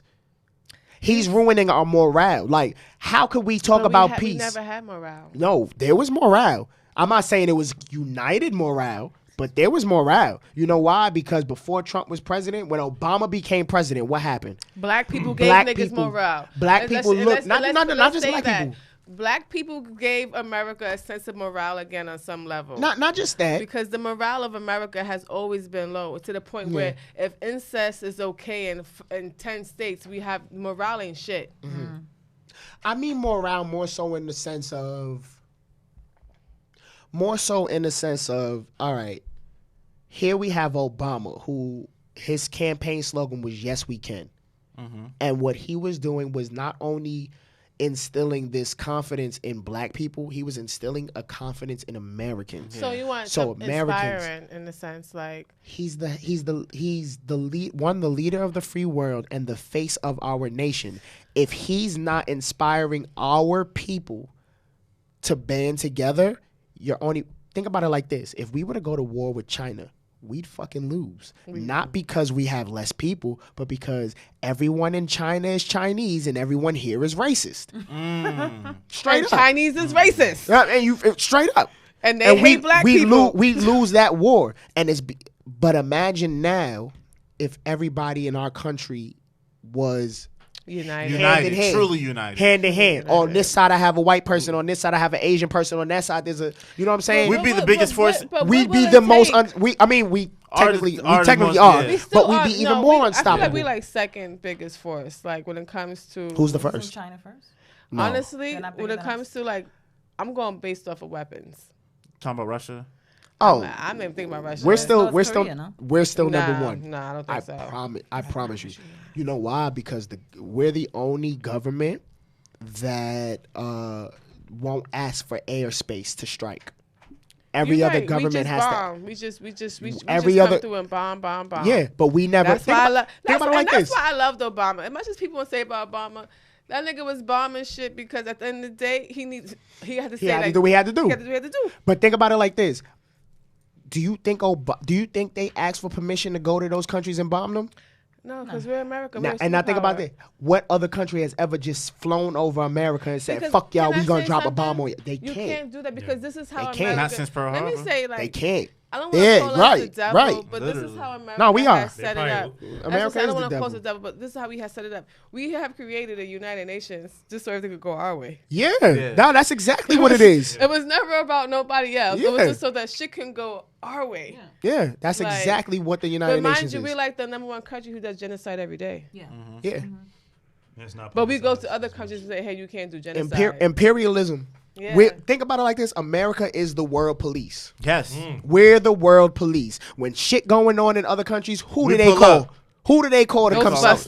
You see what I'm saying? They call us. Literally. Because they want us to come and solve their problems and give them weapons and give them money or give them the training to fight for themselves. I give you that. Now that with Trump in office, we are the joke because now it's just like we were the joke before him though. What we are really, it's official now. No, yeah, but we were the joke for other reasons. We were the joke because we were the country that had the highest level of obesity. Business. Yeah, that's why we were the joke. You guys have obesity. You guys have ridiculous gun laws. Now we're the joke because our fucking leader is a moron. Unprofessional. You know what I'm saying? Straight unprofessional. I feel like we were looked at as like not having a backbone, not having like. No, we have a backbone. No, but I feel like we were looked at as if we didn't.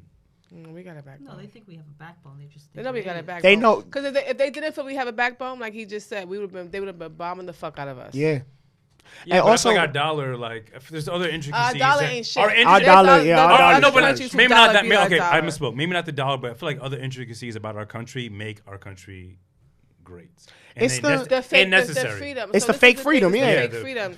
It's like they give you a bigger sheep's a bigger sheep's fucking cattle ranch to lay in. You're still a sheep. But you're still a sheep. And that's why I think other countries hate us so much because we're like the only country where the media doesn't tell us the truth. Yeah. You go to Russia, you go to Pakistan, you go anywhere that there's a news outlet, they're telling them the truth about what's going on in office, about what's going on behind the scenes. We don't know shit, and that's why other countries look at us like Americans are so dumb. Y'all don't know what's really going on in the world. On top of us really being fucking dumb sometimes. Like, literally. That too. Like, but again, that's because of our education system. Our education Everything's system. all fucked up, goddammit. Our education system is full of shit. I work in a school, so every day I see myself. They're not teaching these kids to learn. They're teaching them so they can pass a test. And as soon as they get funded. And you get funding off of that. And with that funding, what do? We just built a new building. For who? For more kids to more brainwashing. For more kids that already don't have. They still have the Catcher on the Rye and shit on the reading list. The dumb. Yo. I heard about it's sad. They're still reading The Outsiders. Yeah. They're still reading The Outsiders. To Kill a Mockingbird. Okay, so this is the thing. The books like The Outsiders, To Kill a Mockingbird, like those are timeless classics. And they should always be read. But at what point do we start incorporating new shit? Yes. Because the times have changed. Yes, the times have changed. We're still teaching. For example, I personally think that we should be teaching kids on iPads and shit. You know why? Because 1-year-olds can navigate an iPad. That's true. So if you give them a platform that they're comfortable with and that they're entertained with, they're more likely to learn. That's where we're headed. That's where we're headed. But because we're trying to teach people to pass a test that is still on paper, they're not gonna spend the money on a fucking iPad. Right. Why make sure every kid has a computer and an iPad when it's a pen and pencil and paper for the test? Yeah. It's a waste of money. But in the same breath, this is why I think homeschooling is probably the best thing Americans can do. And safest. Safest. Like 100% safest. Getting shot at home. But I still feel like That still happens. you need that into you. Yeah, it does. Not as often. I mean, I feel like school shootings are the new norm because I feel like every time one happens, we're like, oh shit, another one? Yeah. Let's move on. That was an episode of South Park, by the way. For 20 years, it's not that that's the new. thing, they want to That's the thing. desensitize you. Absolutely, It's to the exactly. point where In the they're media, desensitizing you from Yep. school shootings and from Me Too. Like, that's like when women cry, when women say they've been raped now, it's to the point where it's just like, oh, another one. But and you know how they do it? Unfortunately. They'll present the story. They'll say, "Oh, there was a school shooting here, da da da da," and then the next story is some in lighter news. Yeah. They that's take your why. mind off it immediately, so that you're so desensitized to it that. Perfect example. I live in the I grew up in the projects. I was in a predominantly white neighborhood for 4th of July, and firecrackers were going off all night. And people, I couldn't help but notice that a lot of people, every time they heard a pop in the distance, they were PTSD. no. They're not used to the sound. Meanwhile, I'm like, what the fuck is wrong with y'all? But No. y'all didn't see that It's- video of Times Square? Everybody running because they thought it was a fucking motorcycle, but they thought it was a shooting. But It's PTSD. think about it. Yeah, Some no, of it for some PTSD. people. But for some people are so used to Oh, it. okay, yeah. That's got what you. I mean. Like if I was on Times Square, I'd be reacting to people running before reacting to the sound of a gun. Word. I know what that sound. I've gotten to the point where in my life I was like, nah, that's not a gun. Yeah. That's a firecracker. Right. Nah, Yeah, bro, you that's can not a tell the gun. difference, yeah. And then you could say, oh shit, that was a Glock. Oh shit, like you hear that bang, that's different. That's a different bang. That was a shotgun. You heard that? That echoed a little bit longer. That was a different type of gun. Back for a few years ago, I had one with my ex. One of her, she was a manager. One of her artists had a fucking radio interview somewhere, and we was going down Gun Hill Projects, and I'll never forget, like clockwork. We heard the pa-da-da-pa. We all just like went like that. And if it was a firecracker, we wouldn't have never moved. But we knew the difference between a firecracker and a gunshot. Was, oh no, that's a gun. Like instinctive. Get Yeah. down. And that's the PTSD. Yeah. But at the same time, that's Never related to That's PTSD before. So like, that's just where we at. Yeah. Unfortunately, we have to end. But lastly, we have this segment on our podcast called Don't Sleep. Okay. But basically, we recommend to our audience something you shouldn't sleep on, whether it be a concept, a food, a restaurant, or even as simple as your app. Mm-hmm. And my Don't Sleep this week is don't sleep. I don't know how to even say it. Like, don't sleep on the concept of believing in yourself. Like, my bad. It's okay. Like, sometimes we have like teams and people we really fuck with that feel like they would add to our vision and add to our ideas. But sometimes I feel like all you need is yourself and that belief and that confidence in yourself to manifest an idea. And I feel like that's kind of where I'm at. Like, I had an idea and I had people from the outside coming in to help expand and make that idea even bigger than I ever could have imagined. But don't sleep on that initial thought, that initial belief in yourself of an idea that you have, because it's possible. It's possible if your goal is to make money, it's possible to make money. If your goal is to just affect people's lives, it's possible. Just fucking do it. Put in the work, and everything. I promise you, everything will work out. Because I'm speaking from a place personally. Like, this was literally just an idea I had. I was high when I was high with someone I'm not cool with now, and look where it's at now. We're in a good space. That's all I'll say. But just believe in yourself, believe in your ideas, because I promise you it'll all work out if you just put in the work and you believe. So, Lainey, Coco, CR, do you guys have any idea, thing people shouldn't sleep on this week? I got some. What you got, bro? All right, You haven't talked in a while. What's up? I've been listening. It's so many good personalities and so much energy in here. I'm just like being super. Taking it all in. Yeah, literally just taking it all in. I would say don't sleep on discipline. Understand that there's no success without sacrifice.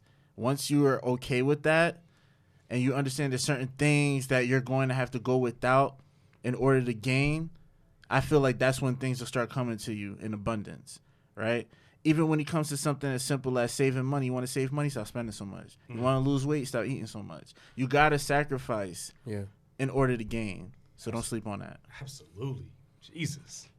With that, I would say don't sleep on your own words. I read something today that said things like I can't, I need, and I don't have are like, it just works against you. So if you can, depending on what you want to do, if you could come from a place of you're already there, you're already doing it, it's going to come to fruition. So just watch your words. I said before on our previous Don't Sleep, be easier on yourself with your own words, but just watch what you say. Because if you're trying to develop something, create something, or manifest something, what you're saying, you just hoping it's going to happen, that shit ain't going to happen. You have to already be in a mindset of it has already occurred and you're living in that space. So don't sleep on your words. Do not sleep on the witches that you know and believe in their power. And do not sleep on just being the all-around best person you can be at the end of the day. Even if you ain't shit, be the best ain't shit motherfucker you can be.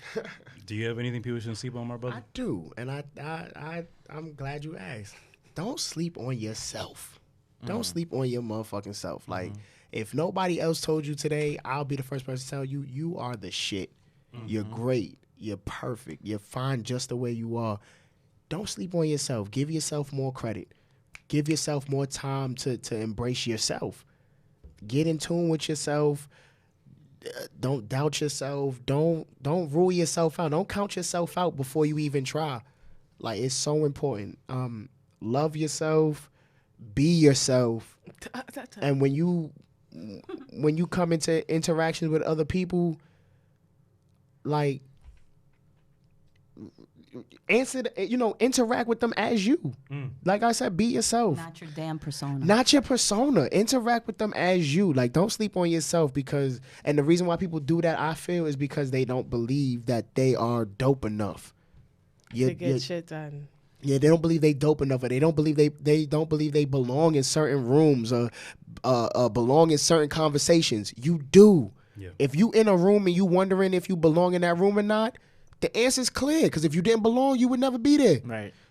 Believe in yourself. Don't sleep on yourself. Always bet on yourself. Invest in yourself. Love yourself. And I promise you, everything that you've ever wanted will come to fruition. I always agree with that, man. Master the art of being yourself. Shout out where people can find you so they can get more of your energy and your words. You can get more of this energy from my personal page, Taki Bond, TAQEE, no you, TAQEEBOND. That's my personal page on Twitter and Instagram. I'm mad friendly. Y'all, hit me up. If you going through shit, you can hit me up. Tell me, yo, Taki, I'm going through some shit. I'll give you some advice. I'll try to help you out best way I can. And download What's the Move NYC. And download What's the Move NYC, available in the Apple Store and on Google Play. And you could get on Twitter. Follow us, get on Instagram, follow us, visit the website, what'sthemovenyc.com, sign up for the mailing list, what'sthemovenyc.com is where you can find all of that good stuff. I appreciate y'all for having me. Thank you so much. No, of course, podcasts are super therapeutic. So y'all this is mad therapeutic for me, and I truly appreciate each and every one of y'all for, letting me use y'all platform to speak my mind. Absolutely. And we appreciate you coming on. And we appreciate you listening up to this point. So if you enjoy this episode, please follow our guests, of course. And wherever you're listening at, please utilize that rating system, whether it be iTunes, Spotify, wherever you're listening at, YouTube, watching on YouTube, please utilize that rating system. If you're interested in coming on as a guest and potentially sharing your own story like Taki did today, please send us an email at introvertedpod@yahoo.com. Don't send your music. Actually, you can send your music now. Because you can send music now. You're saying don't send the music now. You can send the music now because we might listen for a price. It's like, no. You're terrible. You're fucking terrible. And thank you so much for all the listeners, because we're in a space right now where it's literally unbelievable. I never thought we would get the opportunities that were presented to us over this past weekend, and I'm just eternally grateful for everyone who has listened up to this point. And just again, thank you so much. You're literally making my dream, and hopefully maybe your dreams as well come true, is doing something you never thought you'd ever be doing. And I'm just eternally grateful for every listener, and I promise we will keep going. We promise we'll keep spreading that good talk and that good energy. And after the show is the after party, and and the after party, hop, if you're feeling brave, you hop in Lainey and Coco's DMs. Stop doing that shit. Stop doing that shit right now. Goddamn it. Okay, I'm sorry. We're done. We're out. People be jumping in. Thank you so much for listening. Goodbye. Yeah. Nah, I OG love that. Y'all look dope as hell. You're dope, bro.